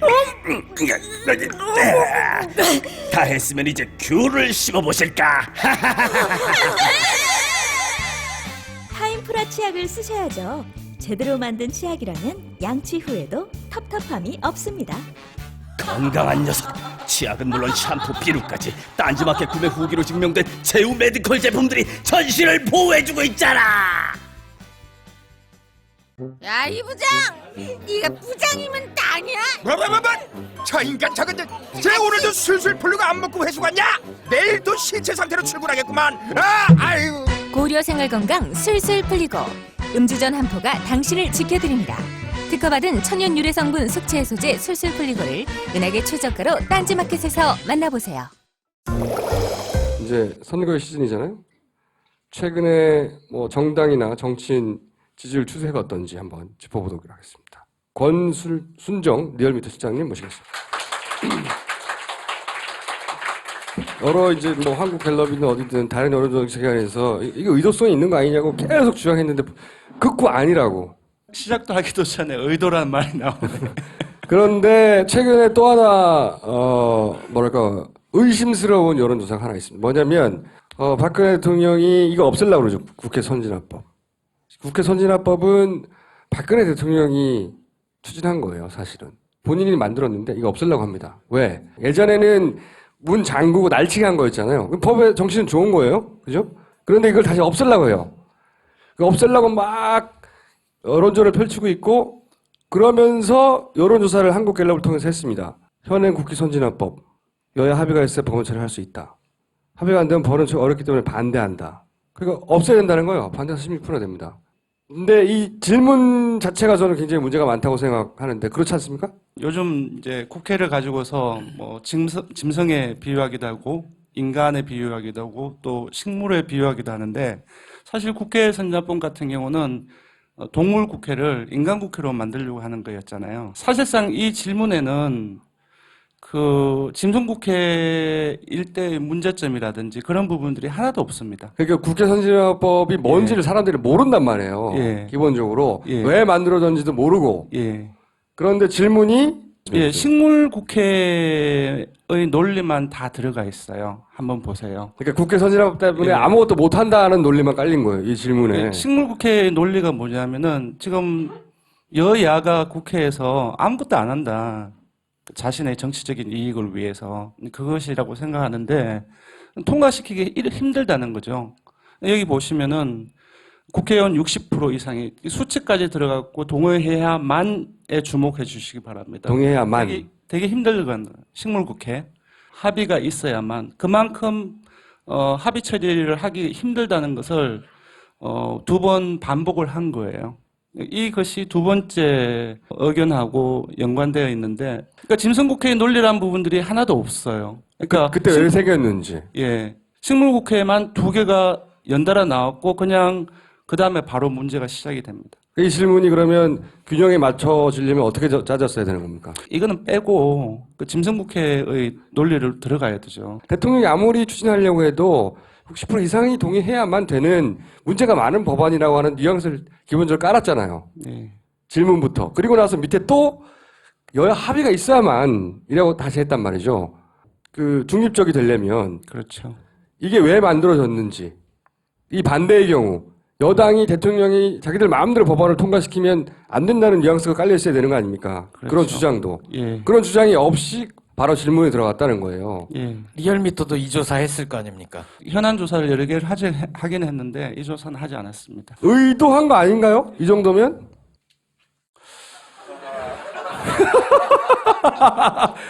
조금 너무 가혹한 말씀인지 모르겠지만 좀 초등학생 정도면 되면 이게 균형이 안 맞는다는 거 알 것 같거든요. 아, 그러면 갤럽은 초등학생 되면 못하다? 그리고 이제 시즌이니까 지지도 추이를 한번 보죠. 이때는 이런 식으로 상당 기간 오래 고착돼 있었고, 그러죠? 예. 이런 순위가. 예. 김무성 1위. 예. 그리고 문재인, 박원순 왔다 갔다. 예. 그리고 한참 떨어져서 사위권. 예. 이게 한참 동안 지속되다가 예. 요 탈당을 전후해서 격변기죠, 그죠? 이때가. 예. 매일매일 바뀐다고 그러죠, 제가 한번. 예. 1위가. 예. 요 기간이 그러니까 한 1, 2주 됐습니까? 3주 정도로 봐야 되겠죠. 3주 정도는. 예. 붙었던 곳이 그 12월 4주차하고 1주차하고 보이시죠? 작년 말이죠, 그러니까. 예, 그렇죠. 그게 오차범위 안에서 붙었던 거니까 그때가 중간에도 포함을 한다고 하는 3주차 동안에 아주 격전을 치렀다고 볼 수 있겠죠. 종편에서 끊임없이 칭찬해주고. 맞습니다. 맞습니다. 그건 또 세게 말하시네. 예. 종편은 경쟁자가 아니니까. 종편의 방송에 영향이 있다고 보십니까? 여론조사 전문가로서? 그럼요. 당연히 있습니다. 실질적으로 이제 포털이라든지 종편, 공중파, 그 세 개가 이제 개인들의 그 정치적인 그 생각들을 정립하는 가장 중요한 그 소스라고 볼 수 있을 것 같아요. 리얼미터 조사상에서는 예. 문재인 대표하고 안철수 의원하고 거의 비슷한 적은 있었지만 예. 안철수 의원이 문재인 대표보다 더 높았던 적은 없네요. 한 번 있습니다. 1월 1주차에 거의 붙어 있죠. 네, 18.321이었고 그때 김무성 대표였어요. 그리고 18.1%가 그 안철수 의원이었고 18.0%가 그 문재인 대표였어요. 0.123으로 갈라졌군요. 그때. 예. 이때가 무슨 일이 벌어졌을 때입니까?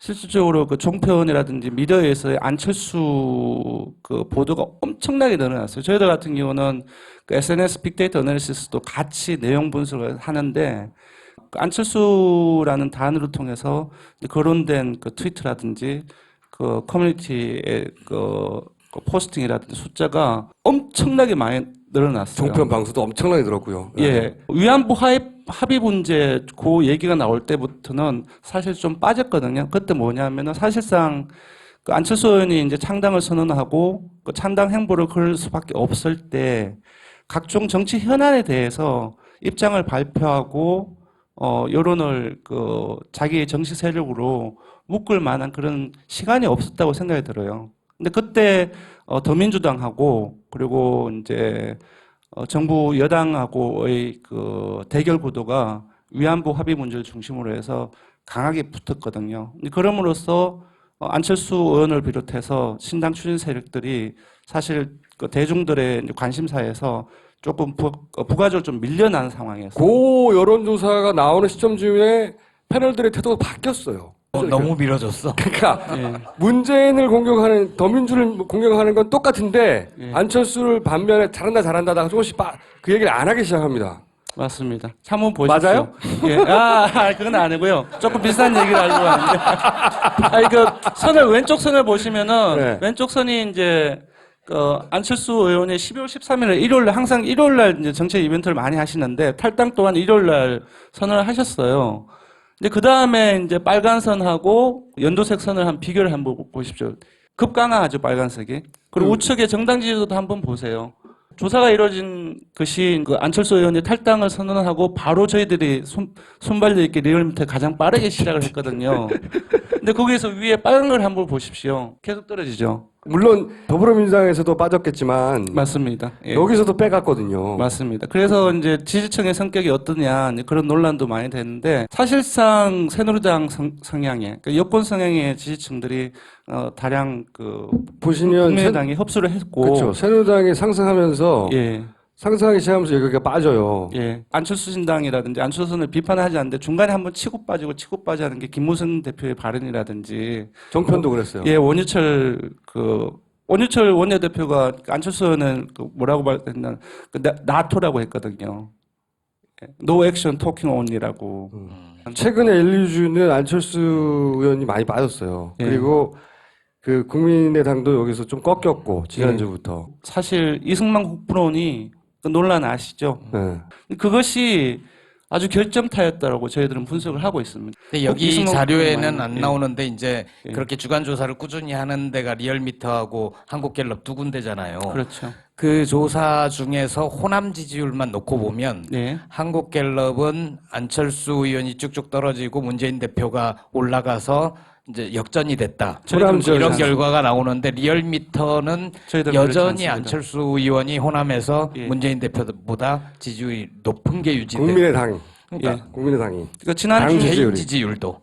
맞습니다. 그래서 왜 그런가? 왜 두 조사 기관이 결과가 그렇게 상이한가? 이게 나오시면 물어보려고 그랬어요. 근데 저희들 봤을 때는 아직까지 호남 민심 자체가 문재인 대표라든지 더민주 쪽으로 완전히 오지 않았어요. 예. 네, 역전되지 않았어요. 예. 리얼미터의 조사로는. 대신 그렇다고 생각이 들어요. 대신 제가 본 바로는 리얼미터의 조사라도 국민의당의 지지율이 굉장히 많이 떨어진 건 사실입니다. 호남에서. 맞습니다. 전반적으로 이렇게까지 많이 떨어지다 싶을 정도로. 더민주가 상승세를 호남 광주 전라에서 타고 있는 건 사실입니다.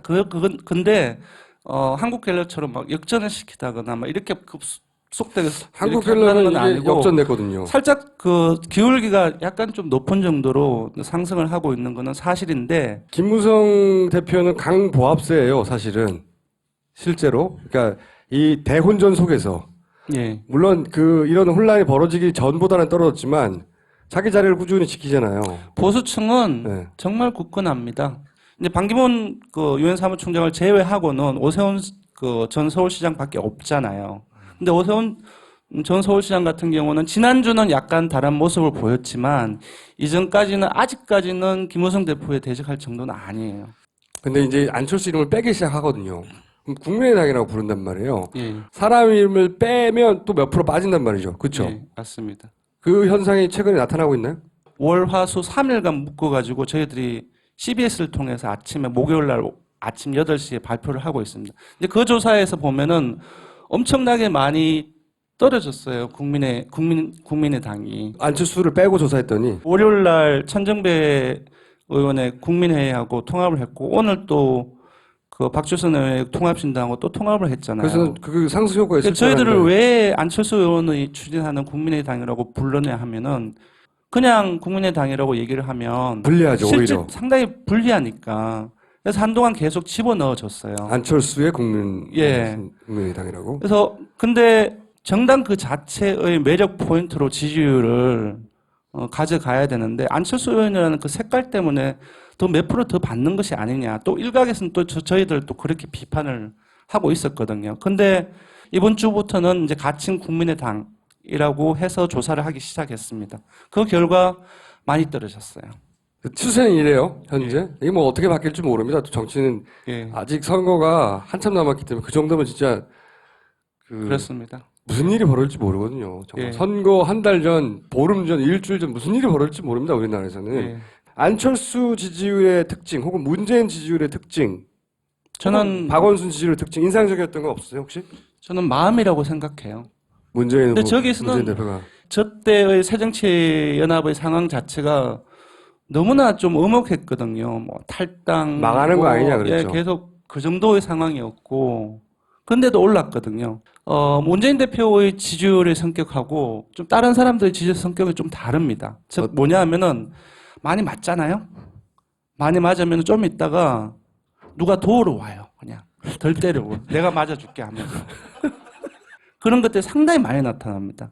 근데 사실 다른 이제 그 김현성 대표라든지 안철수 대표 같은 경우는 사실 그런 부분들 별로 없어요. 그거에 뭘까라는 거죠. 그 마음이라고 생각이 들어요. 그 예, 저는. 말씀에서 예. 추론을 해보면 문재인 대표의 지지율이 상승하게 된 거는 참신한 외부 인사의 영입이 컸다? 아니면 김종인 위원장의 영입이 컸다? 근데 물론 이제 이 과정에서 오르게 되는 20.8% 오른 것은 김종인 전 경제수석의 영입이 컸죠. 사실상. 근데 그것뿐만 아니라 이제 그 외에도 전후로 해서 표창원 씨라든지 되게 굵직굵직한 사람들 많이 영입을 했고 언론에 나지 않으면은 지지율은 떨어지게 돼 있어요. 근데 인재영입 위원장은 총선 시기까지 계속 한 번씩 터뜨릴 수 있어요. 그런 것까지 내려놨잖아요. 아무것도 없어요. 그럼 박원순 서울시장의 특징은 뭡니까 그러면? 문재인 대표하고 지지율이 상당히 많이 겹치고 그보다는 좀 덜하지만 안철수 의원과의 그 지지층이 상당히 겹칩니다. 소위 이제 빠라고 얘기를 하잖아요. 강한 빠들이 없는 것 같아요. 그 전문 용어입니까 그거? 여론조사 기관에 쓰는 건 없어요? 여기 공중파 아니잖아요. 그렇죠. 확장성은 어떻게 보면 안철수 의원에 비해서 조금 좀 딸린다고 볼 수 있습니다. 생각해 보시면 5%에서 거의 20%까지 한 번에 치고 올라갔잖아요. 물론 그 이 버프를 받았다고 하더라도 보수 언론에 그런다고 갑자기 저렇게 올라가긴 쉽지 않거든요. 그러니까 그렇죠. 보수에서도 일부 땡겨올 수 있는 힘이 안철수 의원한테 있긴 있었던 거예요. 밀어주길 빼니까 쏙 빠지는 거 취약하기도 한 거죠. 실제 그렇죠. 응집력이. 그 지지층 응집력 자체는 그 낮은 반면에 금방 확장성을 말씀하셨는데 확장성은 분명히 좀 넓다고 볼 수 있을 것 같아요. 보수에서 일부 땡겨올 수 있는 힘은 분명히 있는 겁니다. 하여튼 갤럽에 대해서 이번에 그 의도성에 대해서는 묵묵부답인 거죠? 공식적으로? 그냥 나가도 되죠. 감사합니다. 예, 고맙습니다. 본격 직장인 드라마 공생 대리운전 편. 부장님 가볍게 한잔 하시죠. 나 차 가져왔는데. 아예 착한 콜 대리운전이 있잖아요. 부를 때마다 500원이 기부되는 착한 콜. 딴지가 기부 내역을 검증한 착한 콜 1800-9998 대리운전도 믿고 맡기세요. 꽃배달은 1800-9222, 퀵서비스는 1800-9668로 착한 콜 하실 수 있습니다.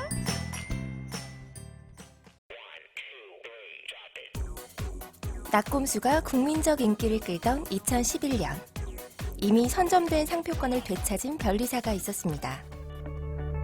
좋은 변리사는 기술만 보지 않습니다. 인간을 먼저 봅니다. 이제 임앤정 특허법률사무소와 상담하세요. 당신의 상상력을 권리로 만들어드립니다. 퀴즈. 미분류표가 박근혜를 일방적으로 사랑하는 현상은 오히려 연령대가 낮고 그리고 문재인 운세 지역에서 나온다 계속. 이건 통계로 보여드렸고 그리고 17대는 그럼 그랬냐.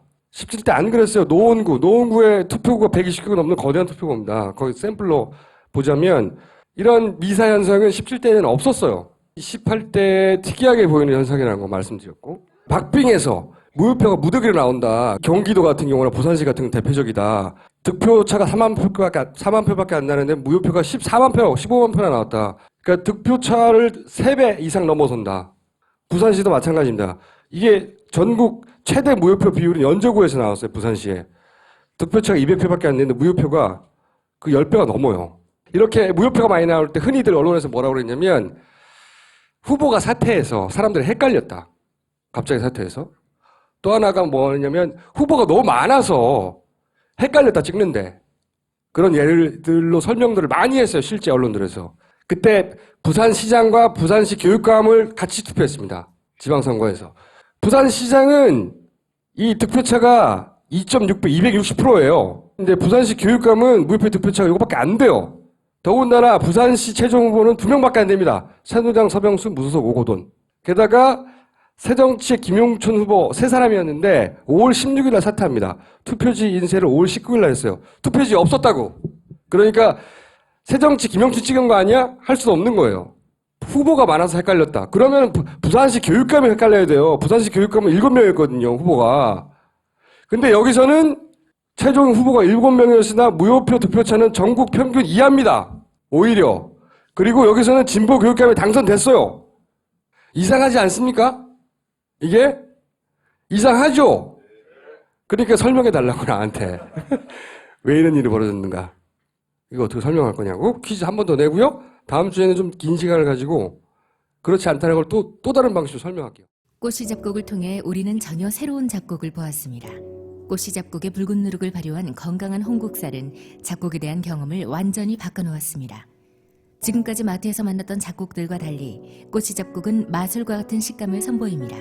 이것은 잡곡을 다루는 전혀 새로운 차원의 방식이죠. 엠푸드의 꽃씨 잡곡 어디서 만나볼 수 있냐고요?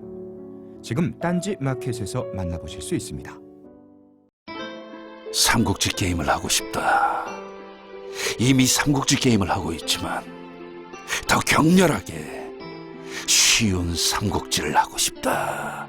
면 지금껏 보지 못했던 격렬하게 쉽고 재미있는 카드오락 액션 RPG 삼국 G 카드 지금 바로 구글 플레이에서 다운로드하세요. 최민희 의원이 어느 날 갑자기 선거법 위반으로 MBC에서 보도를 합니다. 지금 뭐 선거운동을 바짝 할 때도 아니잖아요. 8시 뉴스 MBC에서 선거법 위반이라고 빡 때리고 나갑니다. 왜 그랬는지를 오늘 짚어보려고 최민희 의원을 모셨습니다.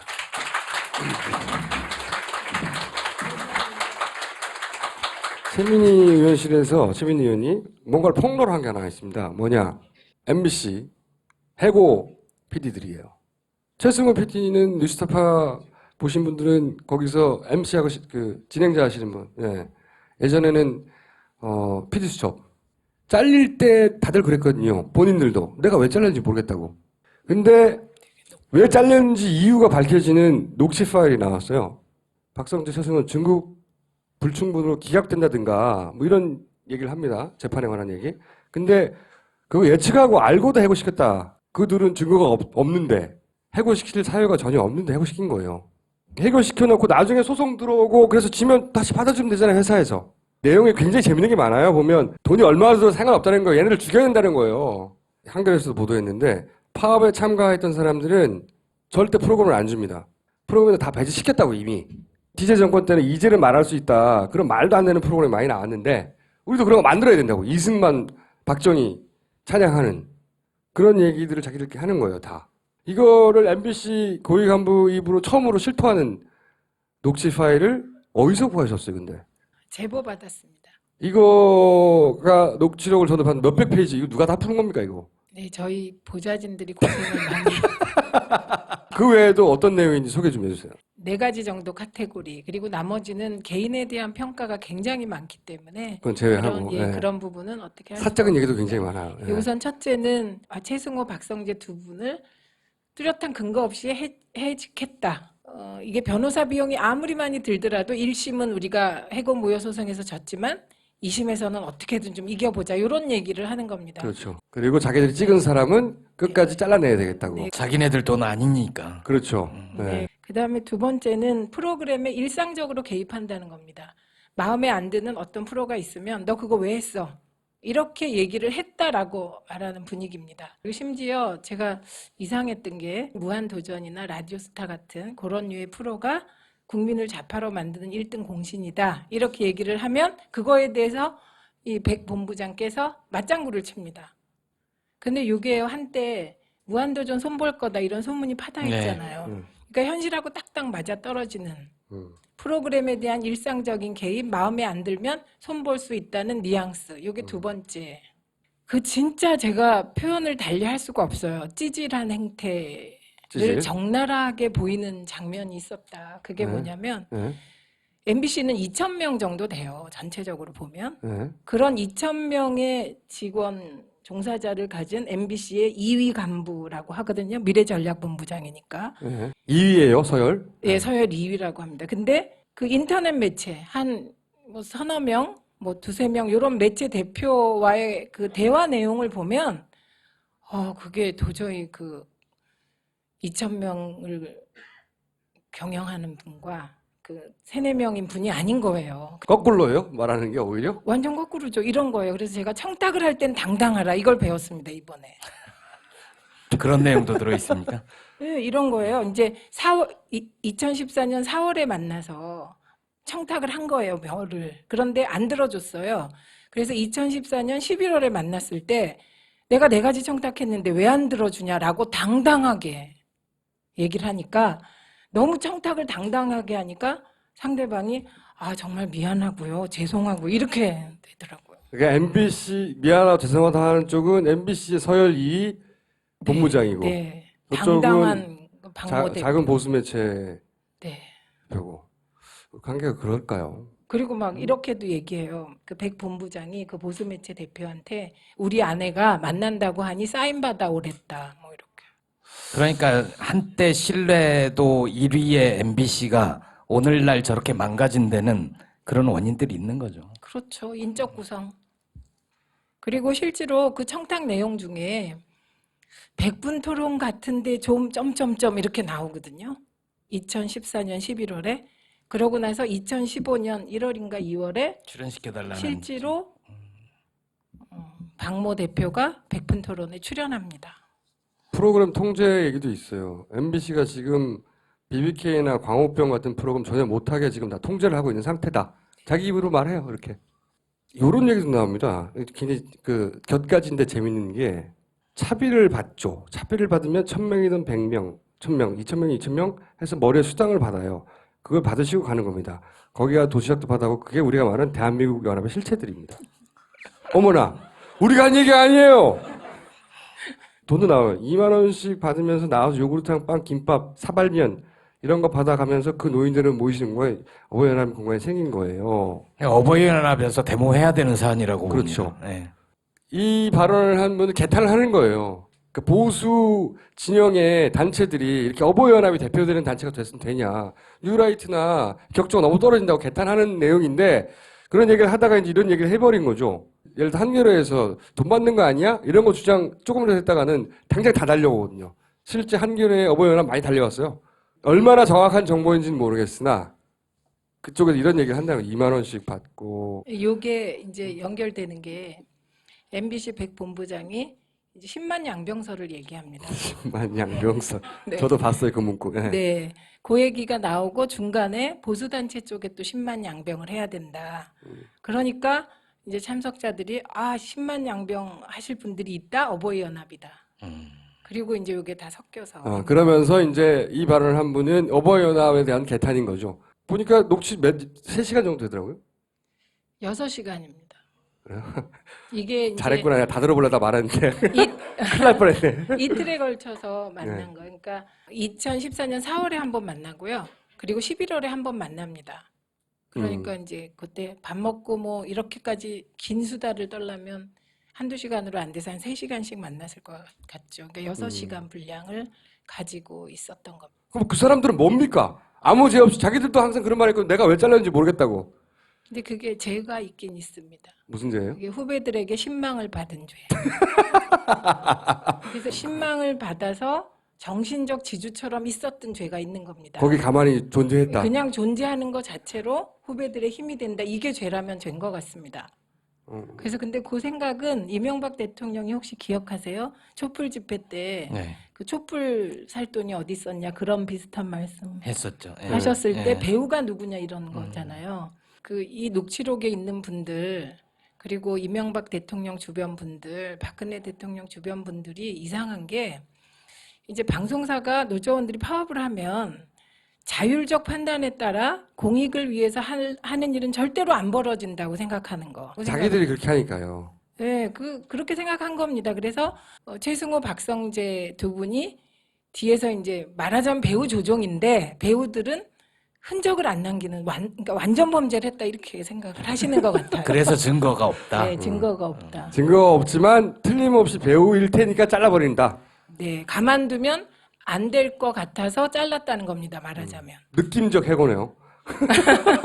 최성호 PD는 PD 수첩에서 굉장히 정권 비판적인 내용을 많이 보도를 했고요. 박성재 기자는 노조위원장을 실제로 했죠. 전 위원장이잖아요. 근데 예, 그래서 그 당시에도 종편 생기는 그 방송법 개정할 때 파업을 할 때 지도부였고 그것 때문에 후배들로부터 굉장히 신망과 존경을 많이 받고 있었어요. 근데 문제가 되는 그때는 평조합원이었거든요. 근데 제가 최근에 요 이제 제가 녹취록을 폭로하고 그 두 분이 왜 집회에 나서고 막 그랬잖아요. 그때 사진이 이렇게 돌아다니는 게 있는데 그 두 분이 이제 사진으로 보니까 진짜 뽀다구가 나든. 누군가의 신망을 받을 만 하더라. 네, 네, 멋있던데요. 의원님, 처음으로 느꼈습니다. 보다구가 뭡니까? 어린이 책을 써서 25만 원을 파셨다면서 보다구가 뭡니까? 비교육적입니다. 그 당일날이죠. 네. MBC가 요 발표가 있자 당일날 요걸 낸 거예요. 9시 메인 뉴스에서 27초간. 27초. 이게 내용은 뭡니까? 실제 내용은? 제가 지난 1월 14일에 남양주 시청에 가서 출마 기자회견을 했습니다. 이제 출마 기자회견을 하고 나서 거기 시청에 공무원들이 공직자들이 계시잖아요. 근데 인사를 안 하면 혹시 밉보일 수 있다. 그래서 이제 각 한 국실마다 돌면서 인사를 드렸어요. 그리고 이제 누구냐 명함을 드린 거죠. 그렇게 한 것이 지금 선거법 위반이라는 겁니다. 근데 그게 가가호 방문을 못하게 되어 있거든요. 선거법이. 그러니까 집집마다 다니신 건 아니잖아요. 그 가가호가 집가짜 집호자잖아요. 그렇죠. 그래서 저는 그 너른 50명 내지 80명이 있는 공간이 집집마다라고는 정말 생각을 못했습니다. 아, 시청의 그 근무실을 가가호라고 본 거예요, 그러면? 네. 적어도 MBC 쪽에서는 그렇게 판단하고 이 뉴스를 세게 때린 거네요. 근데 세게 사실은 이제 제목이 저렇게 무섭지 내용을 보면 MBC도 이게 그 단순 인사였는지 아니면 선거운동 목적이었는지를 가리기 위해서 경찰이 내사 중이다예요. 선거법 위반으로 고발된 게 아니고 고발 안 됐습니다. 아무것도 아니네요, 그럼 아직은? 그러니까 내사 상태에서 종결할 수도 있는 건데. 네. 그리고 그 지역 신문에서 작은 곳에서 그거를 한번 다룬 거고 중앙 언론에서는 아무것도 작은 지역 신문은 아니고 그냥 지역 신문 지역 신문 한 곳에서 1월 20일 날 저는 인터넷으로 봤거든요. 예, 그런데 5일이 지났는데 똑같은 내용을 지상파에서 다룬 거죠. 본인이 이걸 발표할 때 네, 제가 이 녹취록을 폭로한 그날 밤. 당일날 밤에. 우리 녹취록을 보도한 거는 한겨레 신문하고 경향신문하고 한국일보하고 이제 미디어 오늘 그리고 인터넷 매체들 그리고 JTBC밖에 없어요. 녹취록을 보도한 건. 원래 그렇게밖에 안 해요. 네. 그런데 제 선거법 논란을 보도한 건 MBC가 보도하자마자 연합이 띄웠습니다. 연합이 띄우니까 국민일보, 뭐 세계일보 등등등 YTN까지 다 받았고요. 전선이 만들어지네 이렇게. 그 다음날 종편이 이걸 어떻게 받아서 키울까.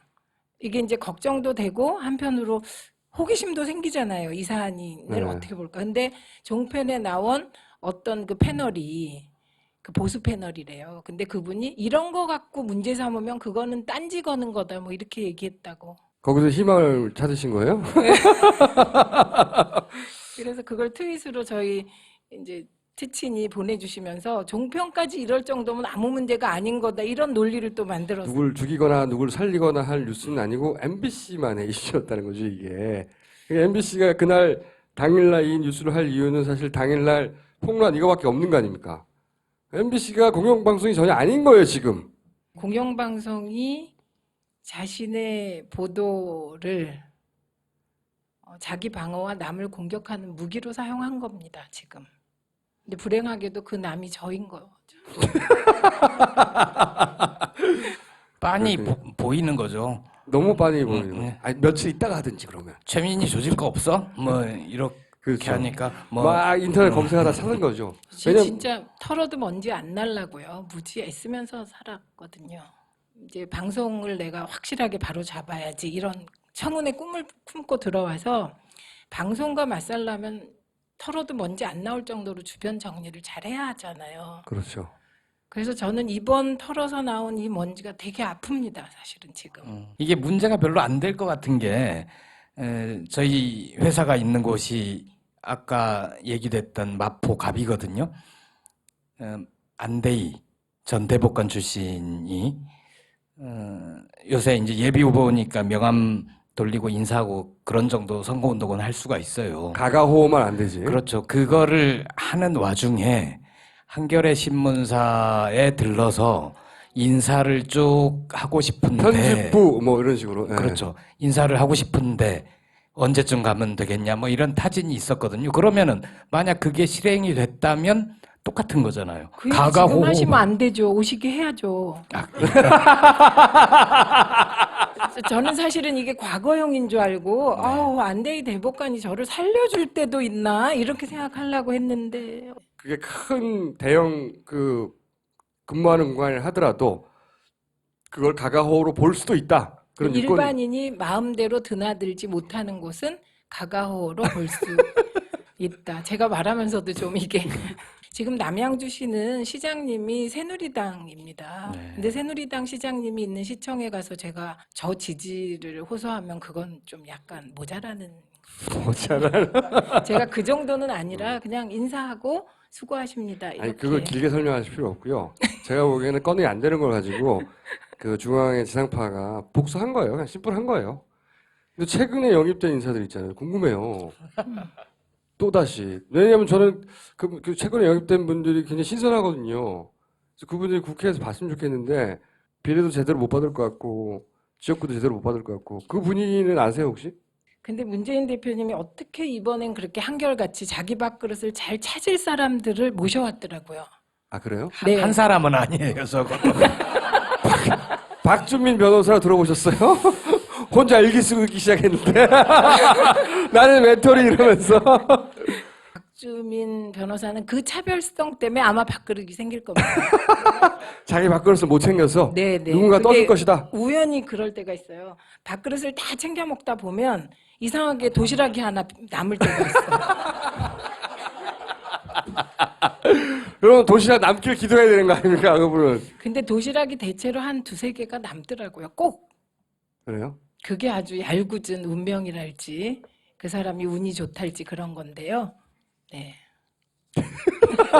운이 좋길 기대해야 되네요. 그러면 의원님은 이제 원래 이제 그 언론운동 하셨고 그것 때문에 들어오셨고 그럼 이 MBC하고는 어떻게 싸우실 겁니까 지금?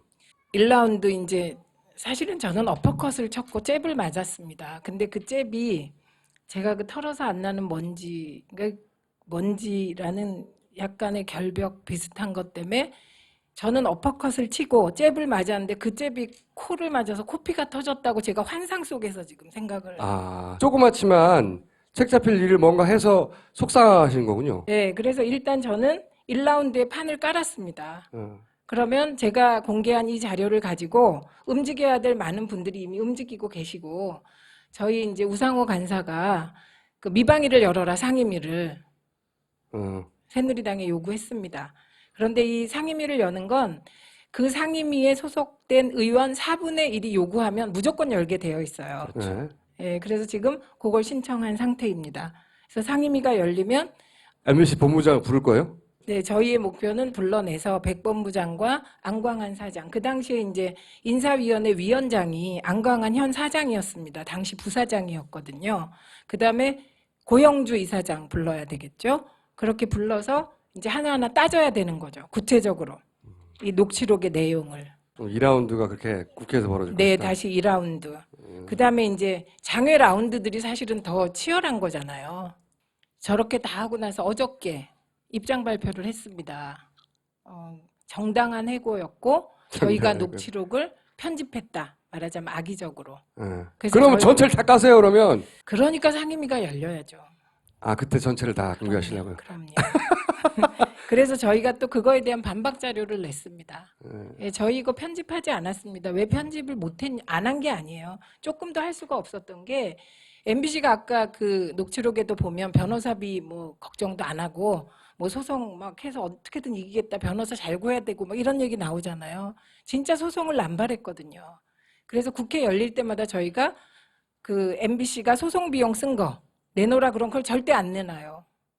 많이 썼다는 얘기죠. 안 내놓는다는 건. 그래서 저희가 녹취록 이제 이렇게 공개하면, 폭로하면 분명히 또 소송할 거다. 늘 그랬듯. 그래서 그냥 지나치게 그 사람 욕한 거 그것만 XX 하고요. 나머지는 그냥 거의 다 똑같이 했습니다. 그 마지막으로 한마디 하시고. 예. 이렇게 늦게까지 파파이스를 찾아주신 여러분 정말 감사합니다. 제가 1라운드에는 어퍼컷을 치고 코에 잽을 많아서 코피를 흘리고 있지만 코피를 흘리면서라도 어쨌든 저는 최대한 이 거대 공룡 MBC하고 싸워보겠습니다. 그리고 저희도 여기서 끝마치도록 하겠습니다. 다음 주에는 벙커에서 뵙도록 하겠습니다. 감사합니다.